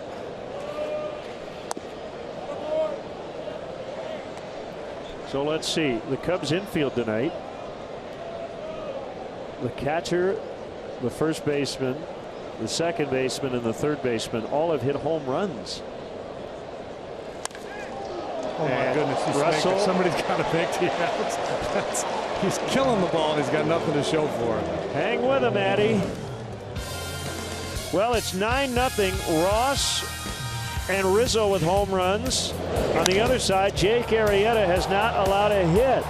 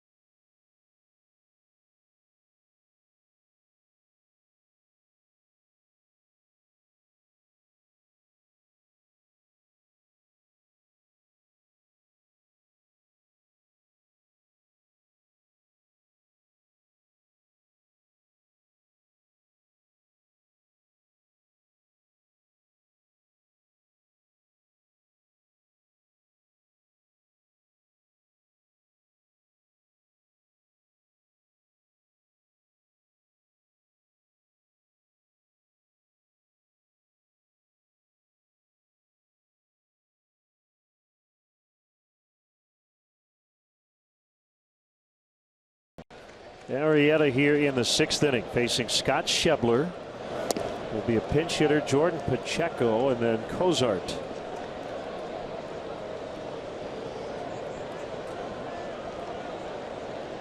Schebler fly to right in the 3rd. Here's the pitch.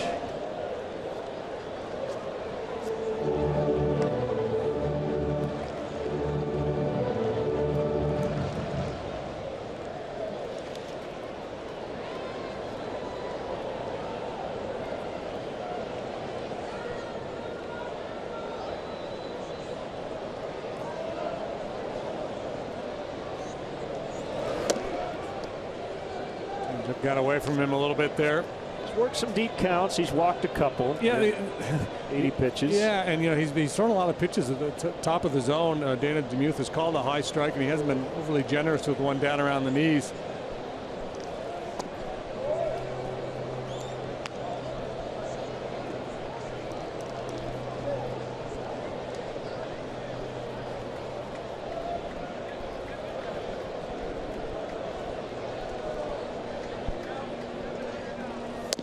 And a leadoff walk.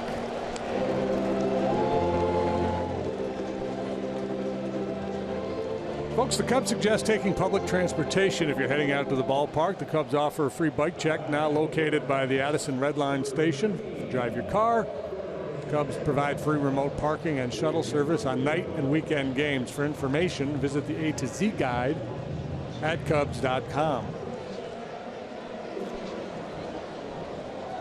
Here's Jordan Pacheco batting for Melville. With his big lead now, Jake has the freedom, if he falls behind a hitter like he did Schebler, not to give in, just to kind of restart with the next guy, see if he can get a ground ball here and get 2.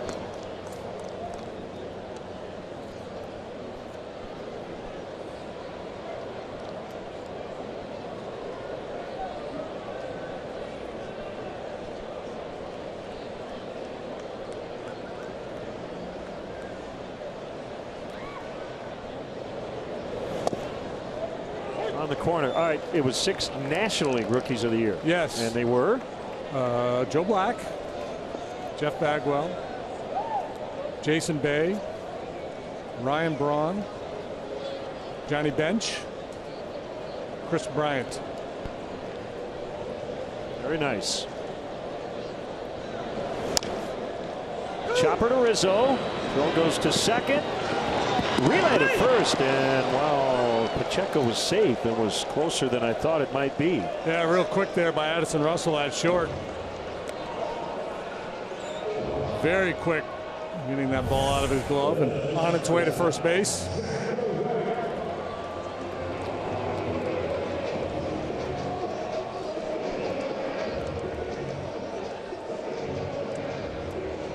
Eight outs on the ground tonight for Arrieta to go along with 4 punch outs.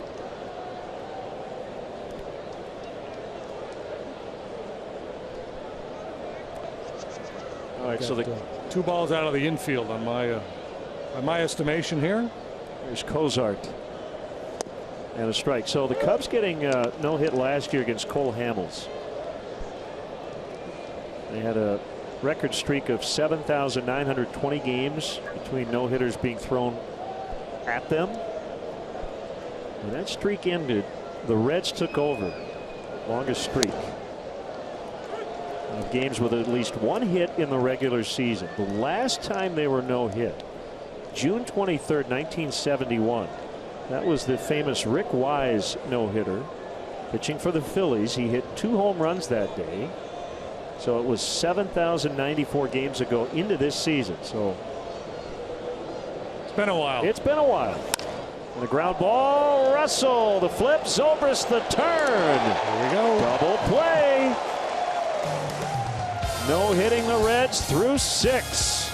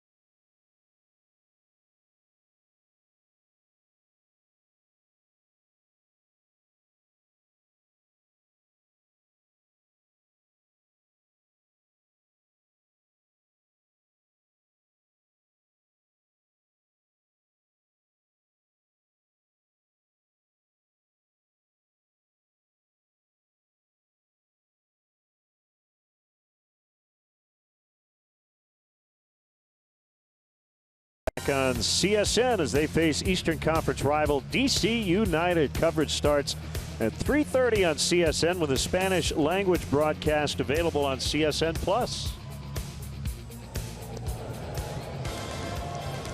Hey, Cub fans, don't miss your chance to catch the best matchups in baseball. Join the season ticket holder waiting list. It's easy, and it's free to register. For details, visit Cubs.com/waiting list.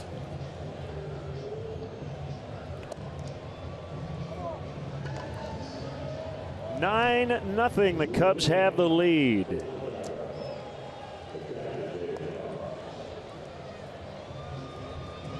And a new pitcher for Cincinnati. Major league debut for right-hander Drew Hayes. Third Red to make his major league debut on the mound. Robert Stevenson, Tim Melville previously. 11th round pick of the Reds in 2010. Big night for David Ross. Single, walk, homer, 3 runs scored, a pickoff on defense, catching a gem. You just joined us. The Reds don't have a hit through 6 against Jake Arrieta. I want you turning the station. 85 pitches for Jake. That double play ball could loom very large. Saved him maybe an extra 10 pitches. ERA down to 0.96 through 6. I feel bad in the winter saying, well, he can't be better than he was last year.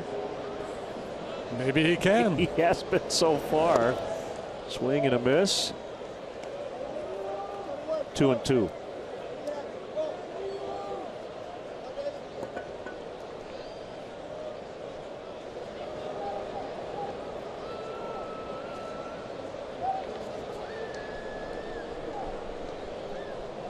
Just trying to stay in the moment now for Jake. Ross hustling down the line, but thrown out.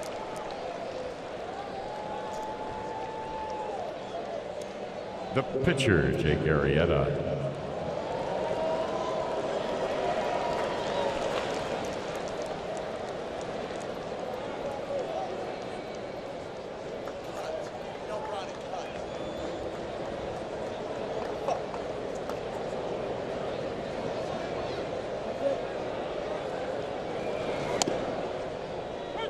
I think it helps to be a National League pitcher in this Take situation. your mind off yeah, it? you got to hit. You just keep playing the game. And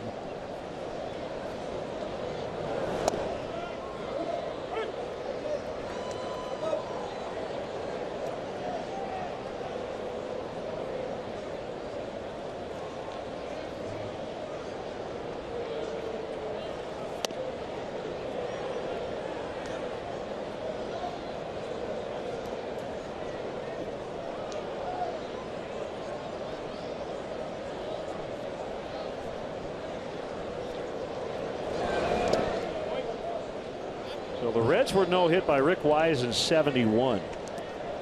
3 weeks prior, Ken Holtzman of the Cubs no hit them.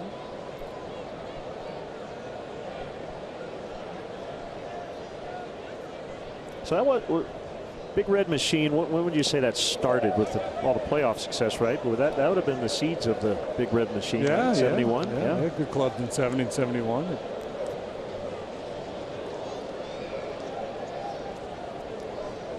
75, 76.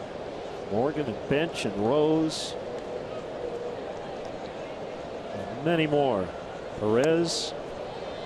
Arrieta walks. So on for the 3rd time. Yeah, the Reds, Mets beat them in 73 in the LCS. 70.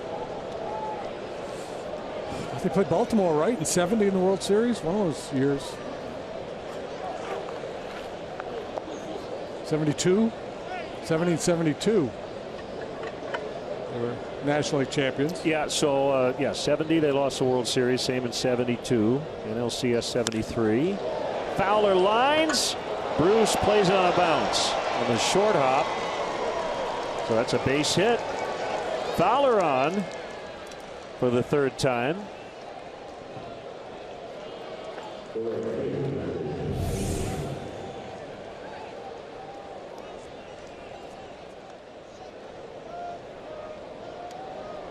Now, Sparky's first year as their manager was 1970.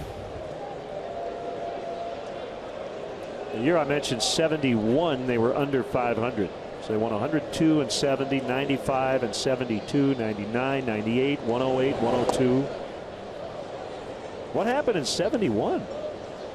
That was the one bad year they had during that stretch. See, I was born in January of 71, so I have to defer to you on this one. They didn't. The Pirates won the National League Championship that year, I believe.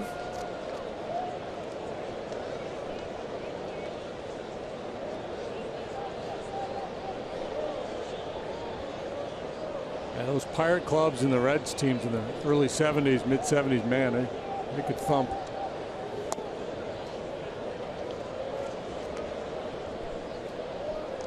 '71 was their first full season at what was then known as Riverfront Stadium.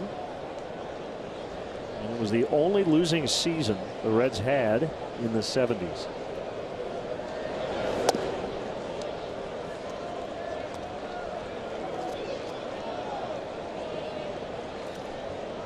Manager Bob Halsum. Hayward might make a loud noise right here. This kid challenges him. They're loaded. Tough situation for this kid to come into in his major league debut against a team that's been wearing everybody out. 13 hits. 7 years in the minors. Making his major league debut tonight. Well, let's go back to the first inning. Chris Bryant hit a long 400-foot-plus home run, estimated at 420. Great compact stroke there.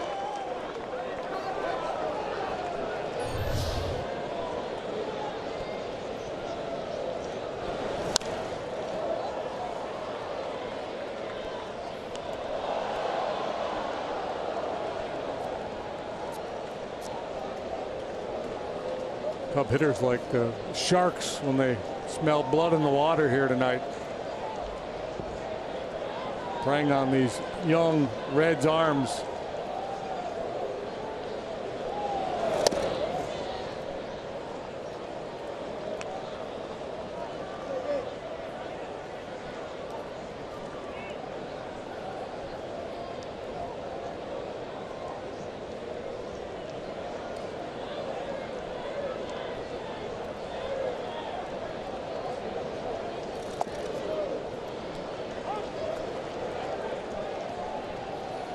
Two and one.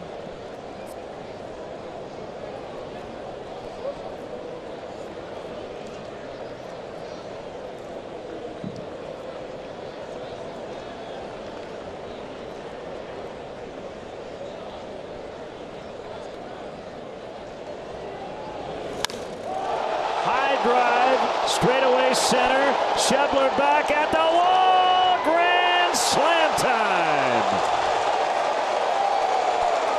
13-0.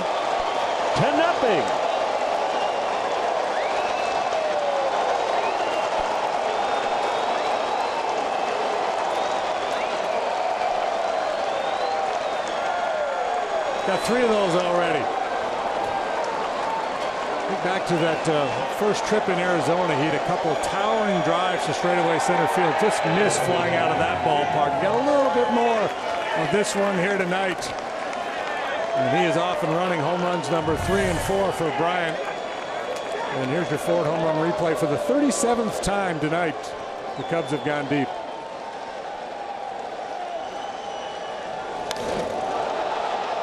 Towering, majestic home run.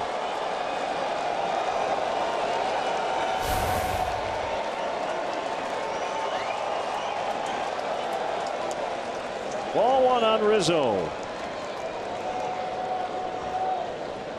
Tough debut for Drew Hayes. He has run into a buzzsaw with his Cubs offense tonight.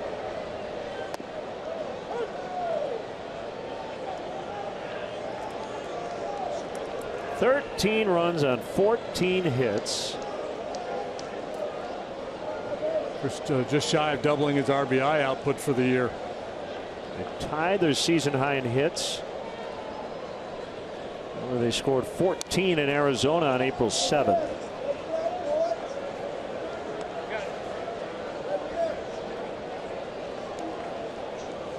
Fourth two-homer game, third grand slam for Bryant. And remember what I said in the first? Yeah, he's been a lot better at Wrigley than on the road to start his career. Well, 3 hits, 6 RBIs, 2 homers tonight.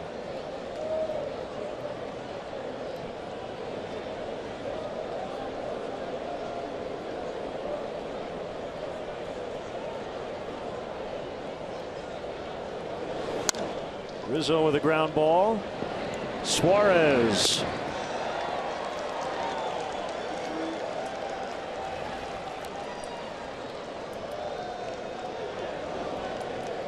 Reds giving up a ton of runs against the Cubs, and they've only scored 6 times so far in nearly 4 complete games.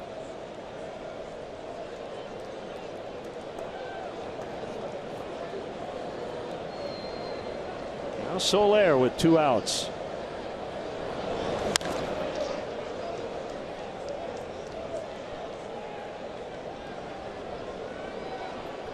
Again, the Cincinnati Reds have not been no hit since 1971, 7,109 games ago in the regular season. They were no hit by Roy Halladay. That was in the playoffs. So for the streak purposes, that is an exception.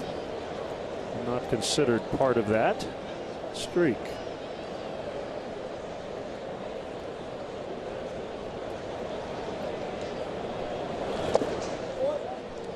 He's reminds me a little bit of Drew Storm with his delivery. He's pitched collegiately at Bethel College and then Vanderbilt, which has become quite the pitching factory.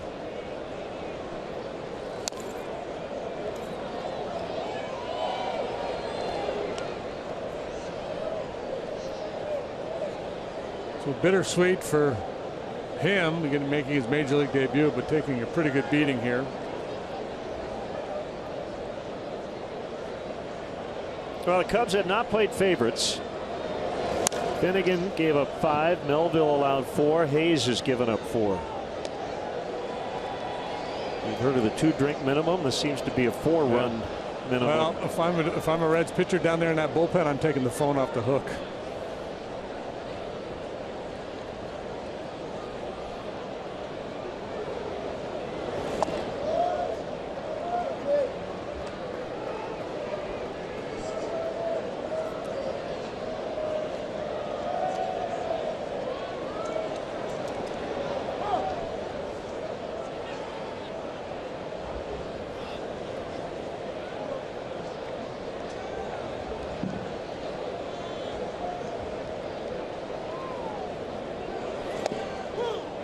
Called strike 3 to end the inning. Arrieta back to work when we return, leading 13-0.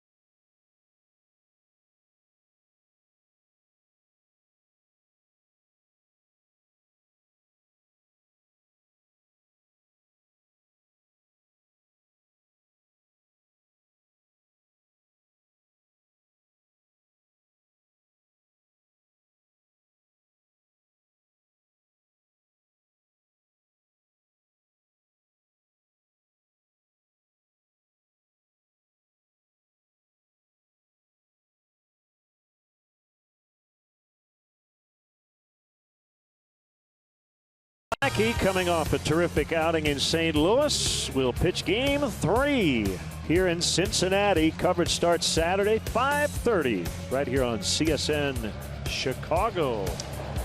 What a dandy he pitched. 11 strikeouts. Matt Caesar now playing left for Jorge Soler.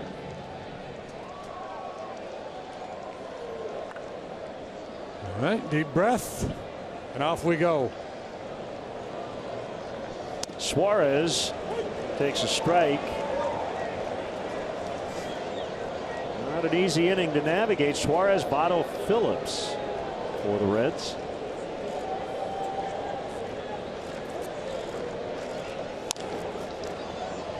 Here comes Bryant.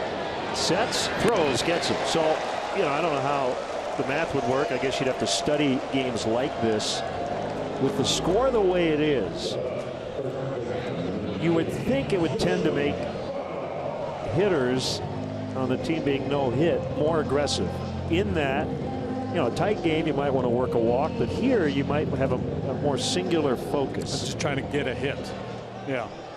Again, I don't know if it plays out that way. And normally when you're pitching in a lopsided game, you tend to be more aggressive, but this really frees Jake up, as I mentioned earlier. If he gets behind a given hitter, he knows he has this huge lead, so he can go ahead and pitch carefully to a guy like Votto, should he choose to.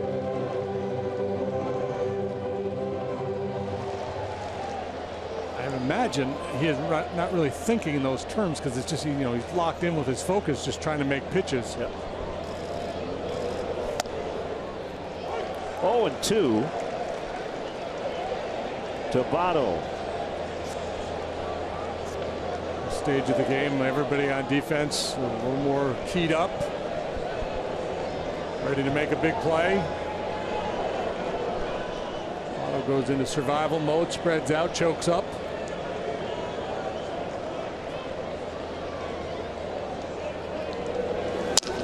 Broken bat, ground ball. Rizzo scoops. Arrieta at the bag. Well, Arrieta clearly knows exactly what he wants to do here. You saw him shake David off a couple different times to get to the changeup.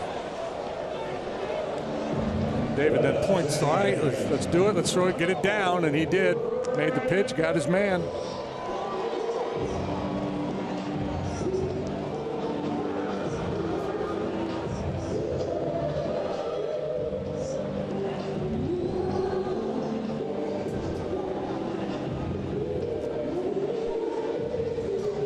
Not sure who among that group is superstitious, but the ones that are won't be moving a whole lot. Won't change spots.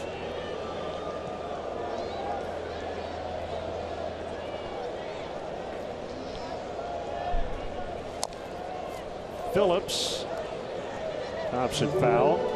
So a couple of no-hit bids for Jake against the Reds in recent years. One broken up by Brandon Phillips, the other by Billy Hamilton.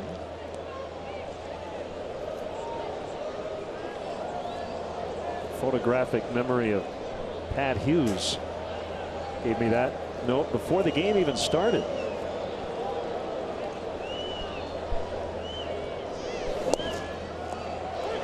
Oh, and 2.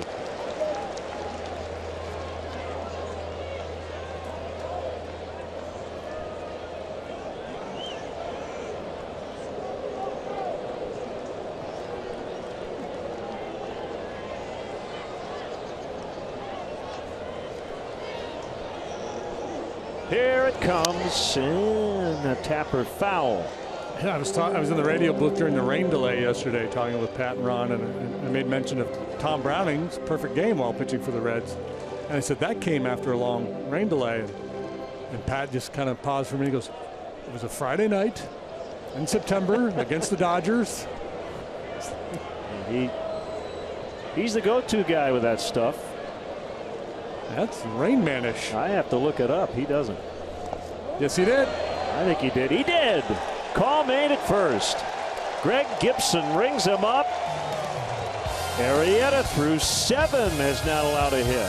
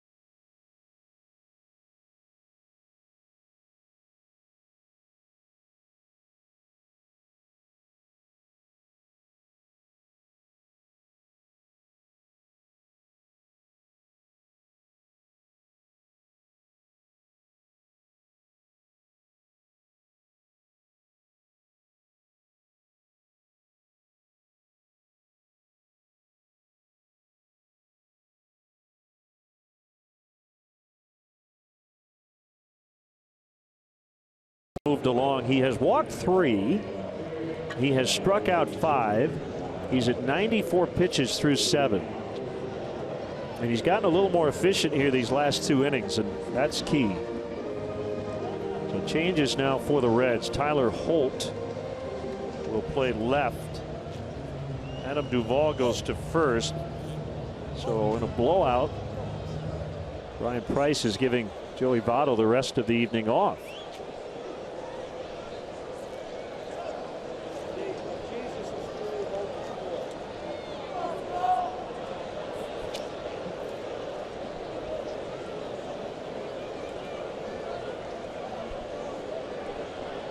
Drew Hayes looking for a much better second big league inning.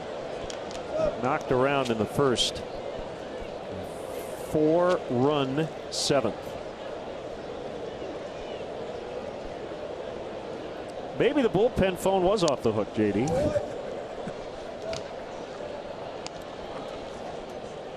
Let the kid pitch.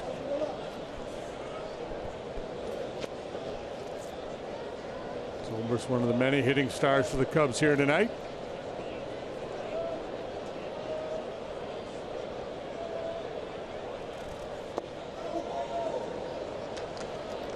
One ball and 2 strikes.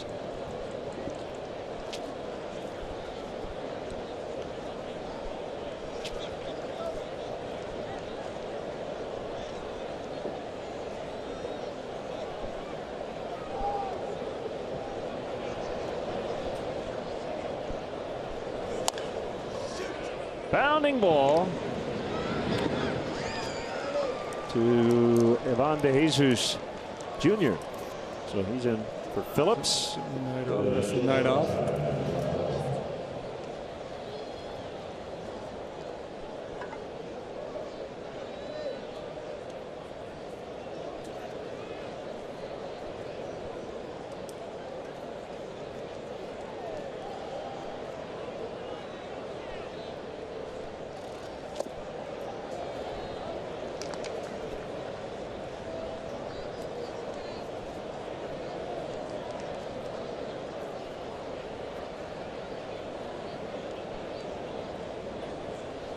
Not the only thing left to do, besides the obvious, that is Russell to get a hit. Yeah. He's lined out 4 times. Yeah, the checklist going into the game.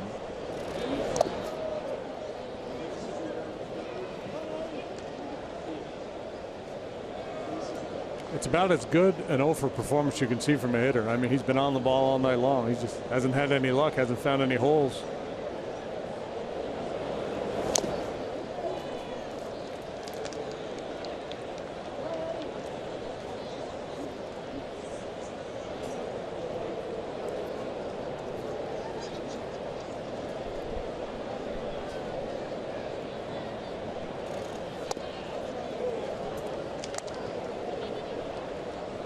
I know we could sit here and say a walk would do, but I don't know if he feels that way.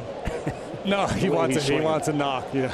Yeah. I would suspect he'll be aggressive here if it's close.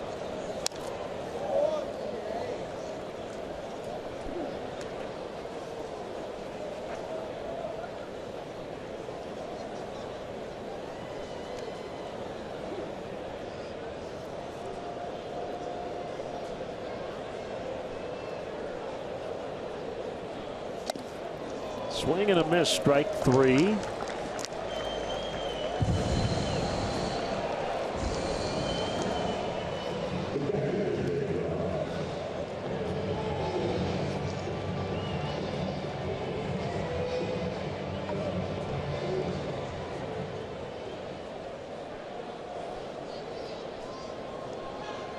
Knowing David Ross, he might be telling Chris Bryant and Jake Arrieta, thanks guys. Having the best night of my Cubs career. You got to go hit 2 home runs. And one of them a grand slam. Grand slam, and you got to be throwing a no-hitter.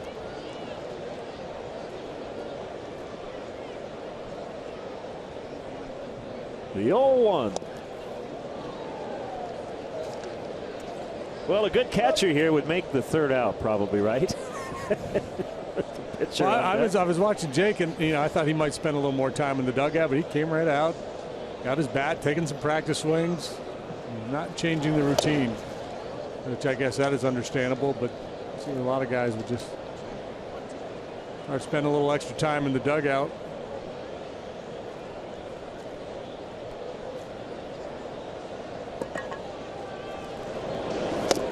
Swing and a miss. We go to the bottom of the 8th. Jake Arrieta working on some more history tonight.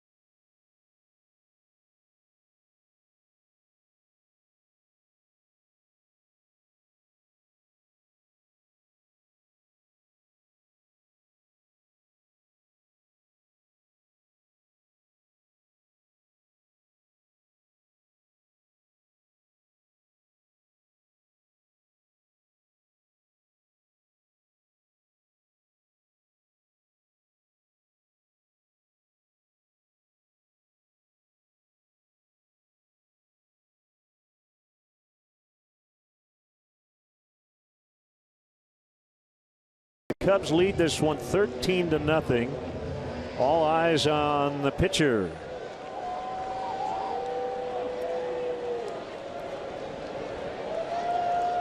Maybe 4 pitches and counting as he faces Jay Bruce. Here we go, 8th inning. Little bloper. Got him, man. And Fowler makes the catch. Boy, the sound off the bat kind of had that dying quail sound, right? 1 out. Dangerous hitter dispatched quickly.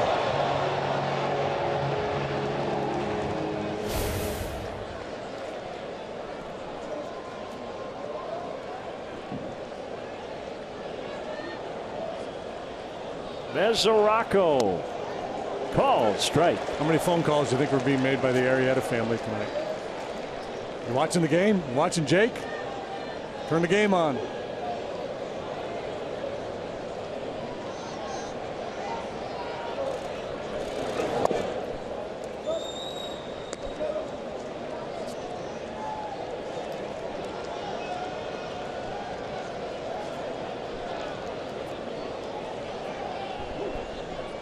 Got a pretty good seat in the Cubs dugout watching this gem tonight. The 1-1. Now 2 balls and a strike.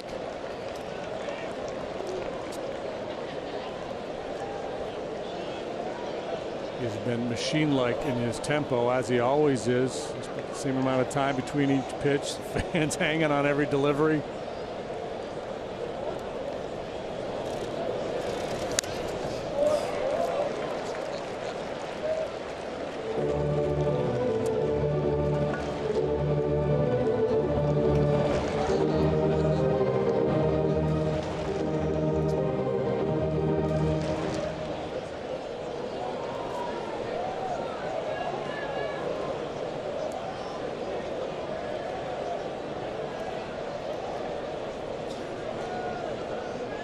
2-2. Fowler and center. In and back. 2 down on pitch number 100. Breaking ball stayed up a little bit. Zarocco put a pretty good swing on it.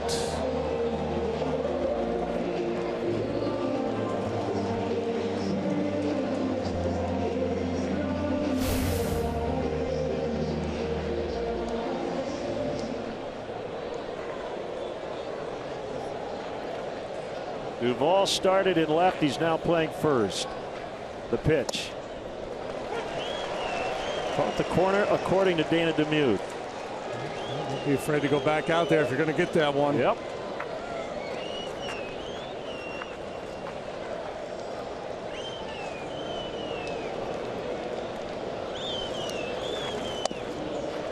Hey, baby. Right on cue. 0-2. This one was off the plate. This one actually caught a little bit of the corner.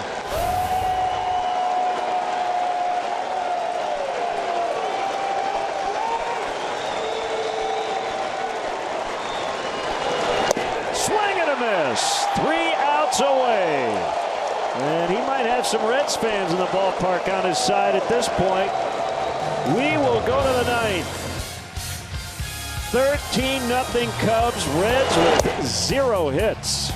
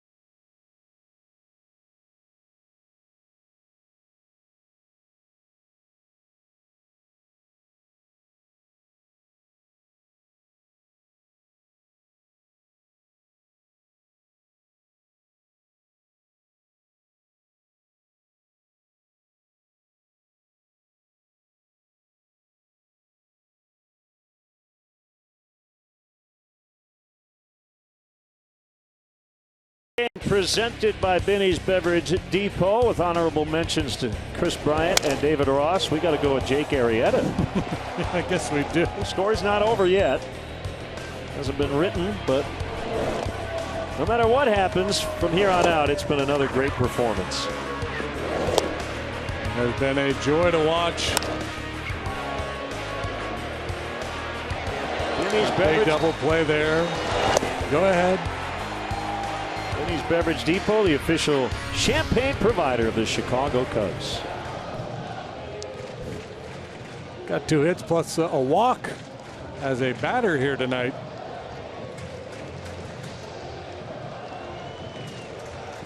Look at the slash line.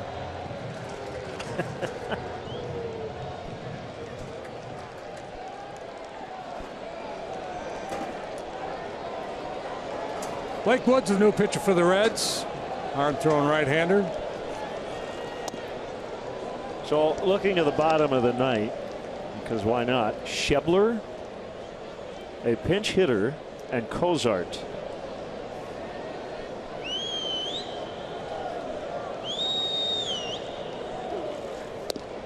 So Holt in the game, Pacheco used, DeJesus in the game, Billy Hamilton probably unavailable. Tucker Barnhart. I would believe Barnhart, yeah. Backup catcher, switch hitter.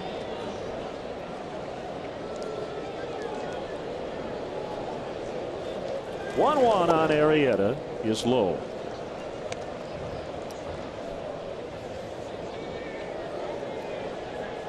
I would say Jake's focus in this at bat should be don't get hurt.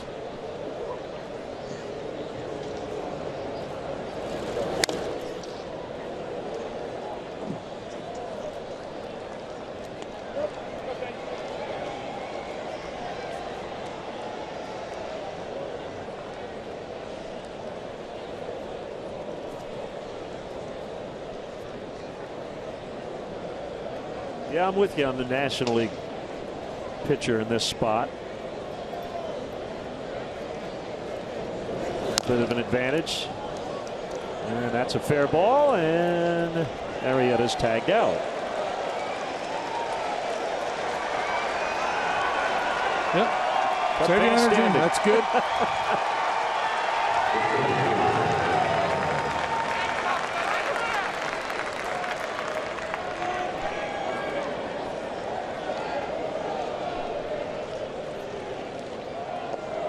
Well, 5 plate appearances tonight for the starting pitcher.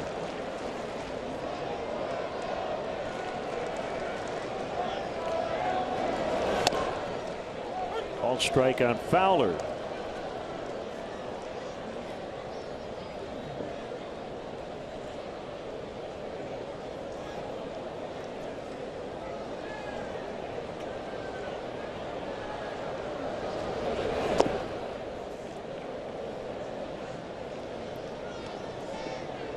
Another big night for him. 3 runs. The Cubs spark plug.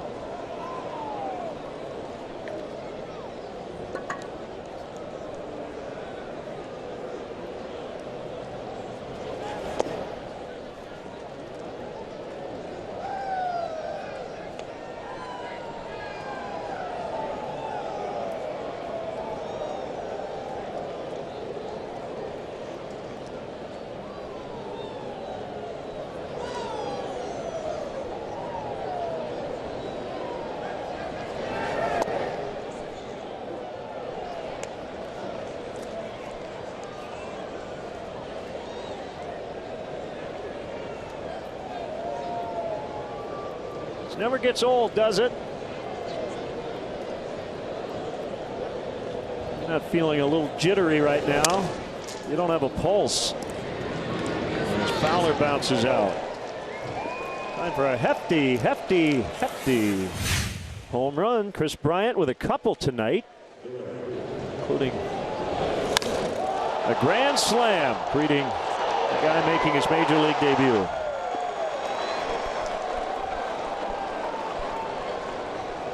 Get another shot if Hayward can reach here in the ninth.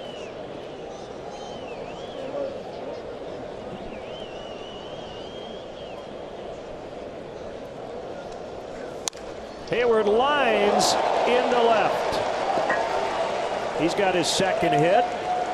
4th time he's been on base.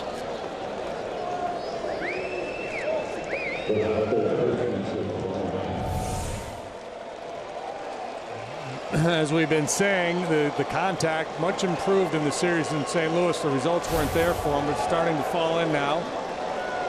2 hits tonight, plus a line out and a couple of walks.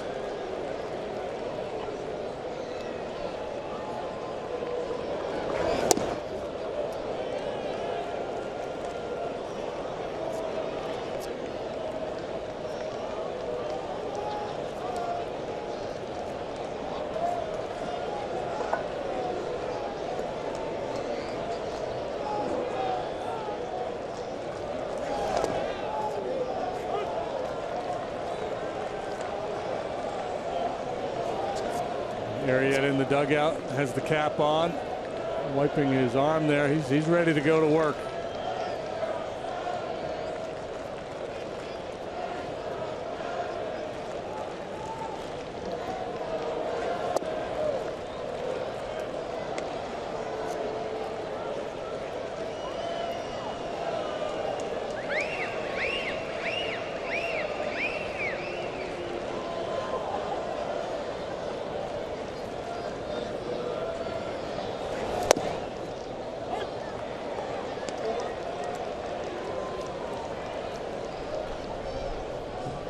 lost in the shuffle. He's 14-0 his last 15 starts.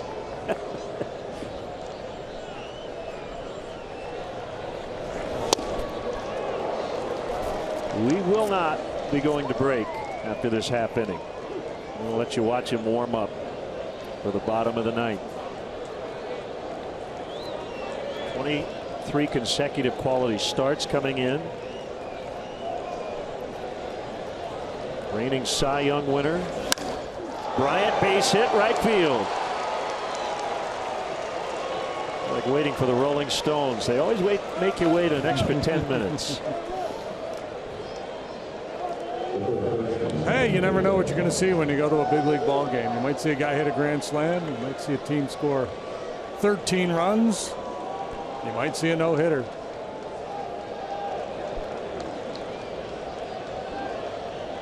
You might see it all in one night. It was a Sunday night in Los Angeles, August 30th. Cubs beat the Dodgers 2-0. Rizzo down the left field line, and it's out of play.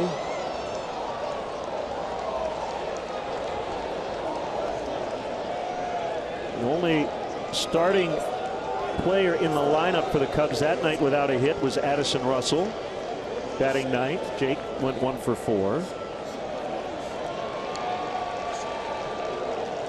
That was the pajama trip, remember? Mm-hmm. On the way home. Yeah.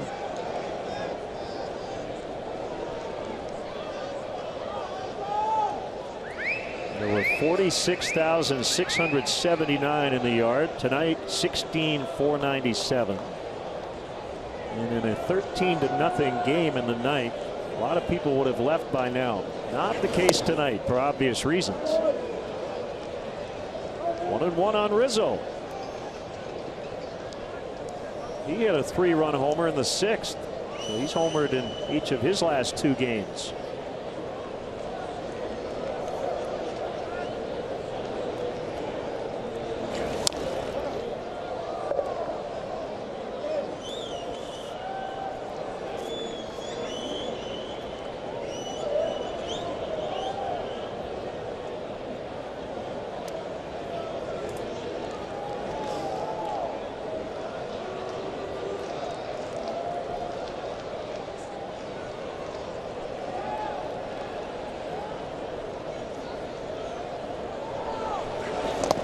Swing and a miss. Pitch gets away, and everybody's going to reach. It's been that kind of night for the Cubs, and I guess a Reds fan could say the same thing about their team.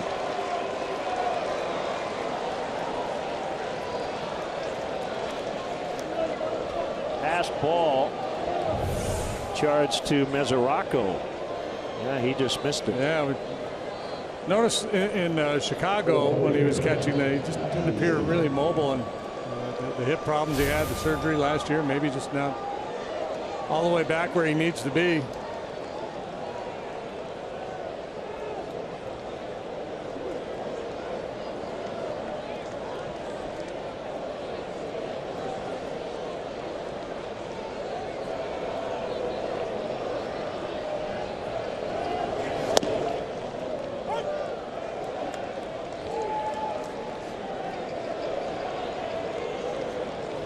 He's like, let's get it on, fellas.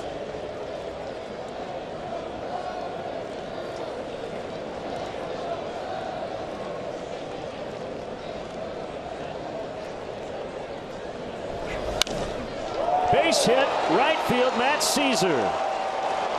Hayward scores. Cubs going station to station in a blowout, 14-0.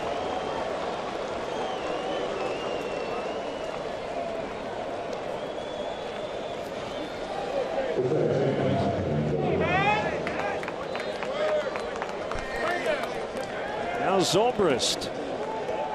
Man, Arrieta may come up again. Yeah, well, you just saw him disappear into the tunnel there in that shot of the dugout. He's on his feet. He's moving. He's not just sitting still. He's anxious to get going here. Now Ben Zobrist fouled away. So we've got all these, you know, his last 16, his last 23 starts, the whole deal, right? Mm-hmm. Let's just go back to the no-hitter at Dodger Stadium, not including tonight. 10 starts since the no-hitter, an .058 earned run average, a 9-0 record. Base hit. Zobrist in the gap. That's going to score a couple. Bryant and Rizzo are in. 16-0. And here comes Addison Russell.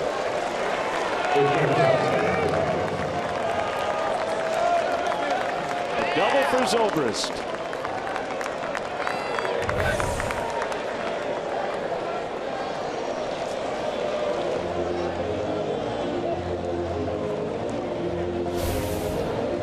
Mark Riggins to the mound. So if Jake can get these next 3 outs without allowing a hit, it would be 2 no-hitters within 11 regular season starts for him. Rather Nolan Ryan-ish, isn't it? Only Cub pitchers in history with multiple no-hitters, Ken Holtzman. And then you got to go back into the Wayback Machine, Larry Corcoran, back in the 1880s at 3. We start to look at the record books in terms of the most runs scored, and the potential no-no as Russell grounds out. So he's hitless. That's okay. 3 runs on 4 hits. We're going to keep it right here. Fans rise in anticipation of Arrieta coming out of that third base dugout.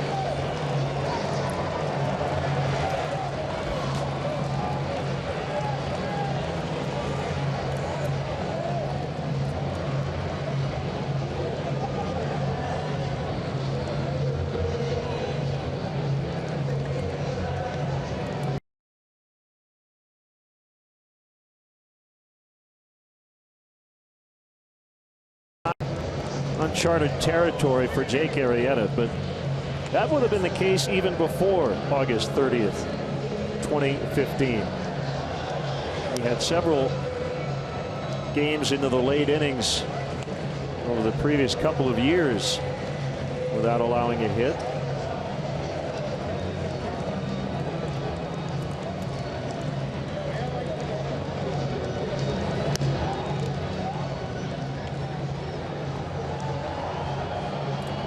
For those of you who like baseball minutia and factoids, the largest margin of victory in a no-hitter, 18-0 for the Buffalo Club, and the no-hitter was pitched by the great Pud Galvin.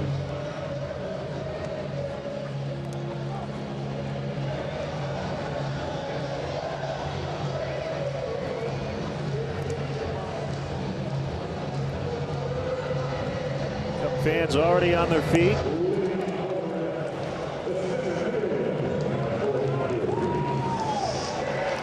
Well, everybody's got the smartphone out, capturing the moment. Schebler, Barnhart now on deck as a pinch hitter, and then Cozart.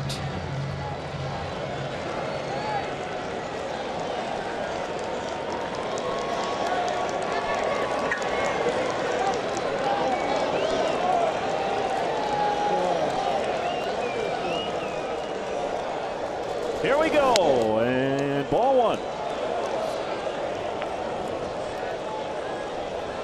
Pitch count in good shape.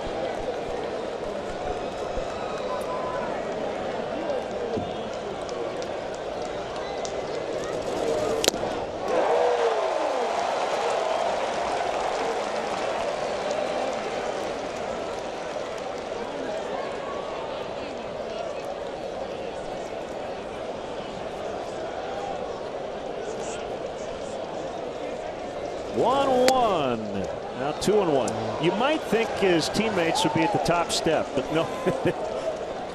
They're in the same spot.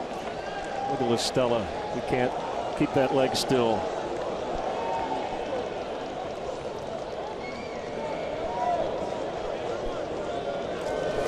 Swing and a miss. Oh, man. Well, Schebler was trying to end it with a home run. Yeah, he's trying to do something dramatic. Everything's been at the top of the zone. I guess that's the challenge for Jake, right? To control the adrenaline and just continue to pitch the baseball and not overthrow.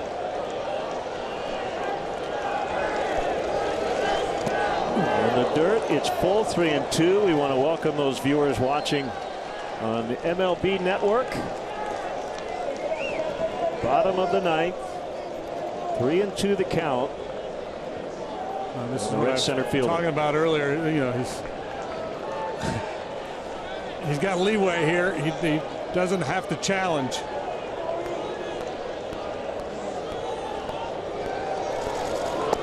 And he walked him. That's the fourth walk he's issued. He has struck out 6.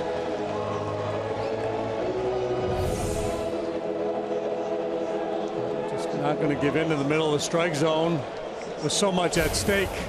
Start fresh with a new hitter. See if he can get a double play ball as he did back in the 6th. Switch hitting catcher Tucker Barnhart. Last guy available off their bench. Billy Hamilton not available. Infielders, outfielders on high alert.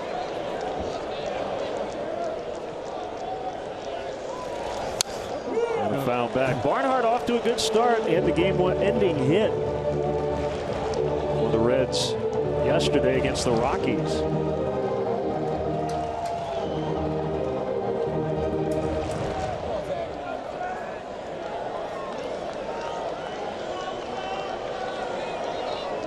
Mazzilli told us a couple years ago he was never more nervous as a defensive player than in these types of games.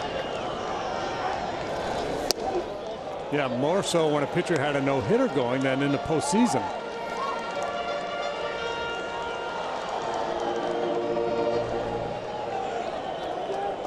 There really haven't been any close calls here tonight.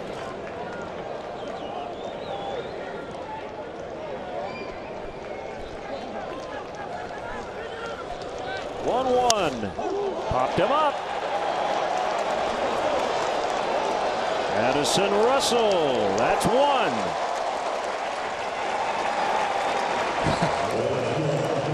My palms are sweating. How you doing over there?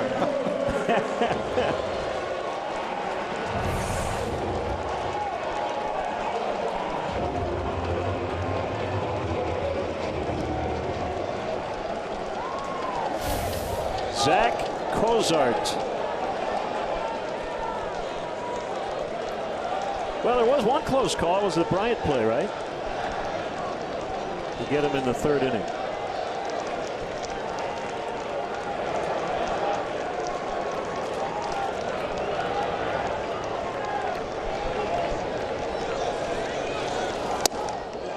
Called strike.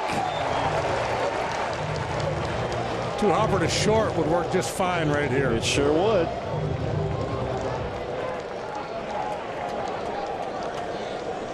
Miguel Montero, by the way, handed in the lineup card tonight. The 0-1. Fowler coming on. 2 down. Cozart lines out. 2 down in the 9th.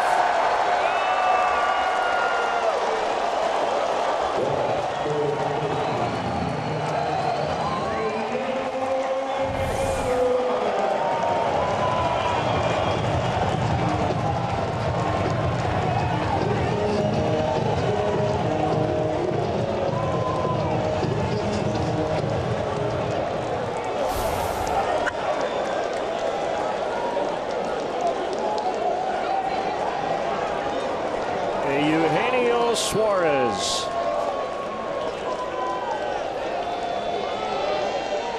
Runner takes off the pitch. Fastball 93, strike 1. No steal for Shedler.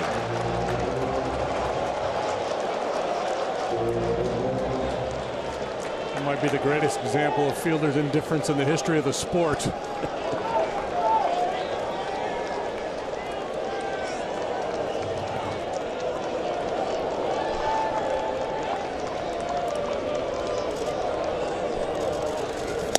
Yes, it did. Suarez, I think, was looking breaking ball there and just froze on that 2-seam fastball. Didn't hit a spot. Schebler didn't pull the trigger. Breaking ball down and away. Bury it.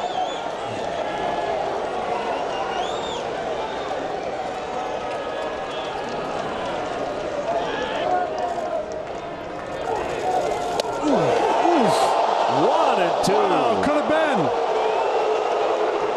Wow.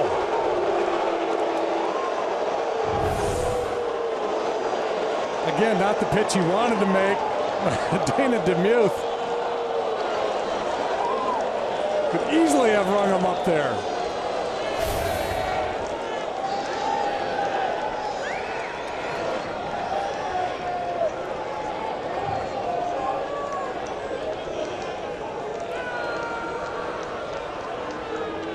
The 1-2 pitch. 2-2. Woo, these last two pitches, oh, so close.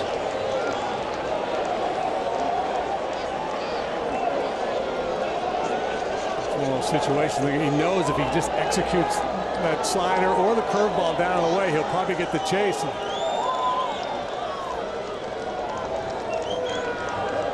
Here comes the 2-2. In the air, this should do it. Jason Hayward makes it count. It's a no-hitter. Jake Arrieta has done it again.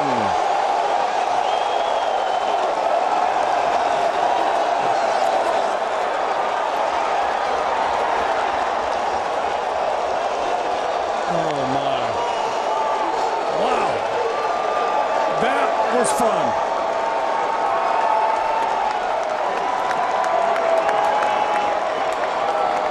His second no-hitter in his last 11 regular season starts. I'd say the sky's the limit. Maybe the universe is the limit for this guy. Just the level at which he has pitched for such an extended period of time is just mind-boggling. And remember, this is a guy who a few years back was lost at sea.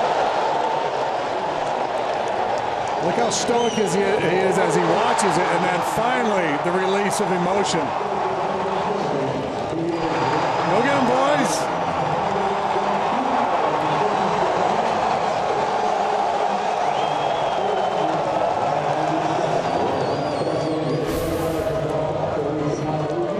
Four starts, 4 wins. How about David Ross? I mean, he announced his retirement before the season. This could go down as the highlight of his career tonight, right? Yeah, I mean, he's obviously had a great long career, but he loves his pitchers. I mean, he's as pumped about this as Jake is, I think.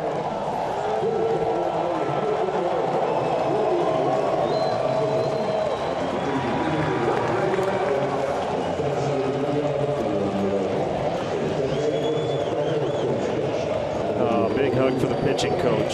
Yeah, they're making a habit out of it.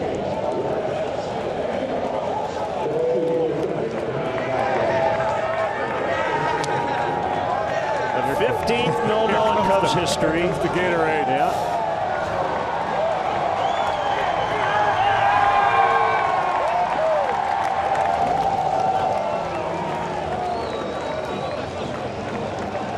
It's just such a great baseball story. The fact that he was a guy who had such ability, but he had his struggles, and this game is all about redemption. And this guy has obviously turned into an unbelievable pitcher.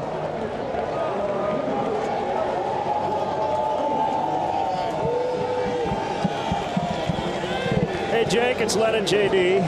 What's up, boys? Oh, I don't know. You tell us. Man, God, it felt sloppy from the get-go.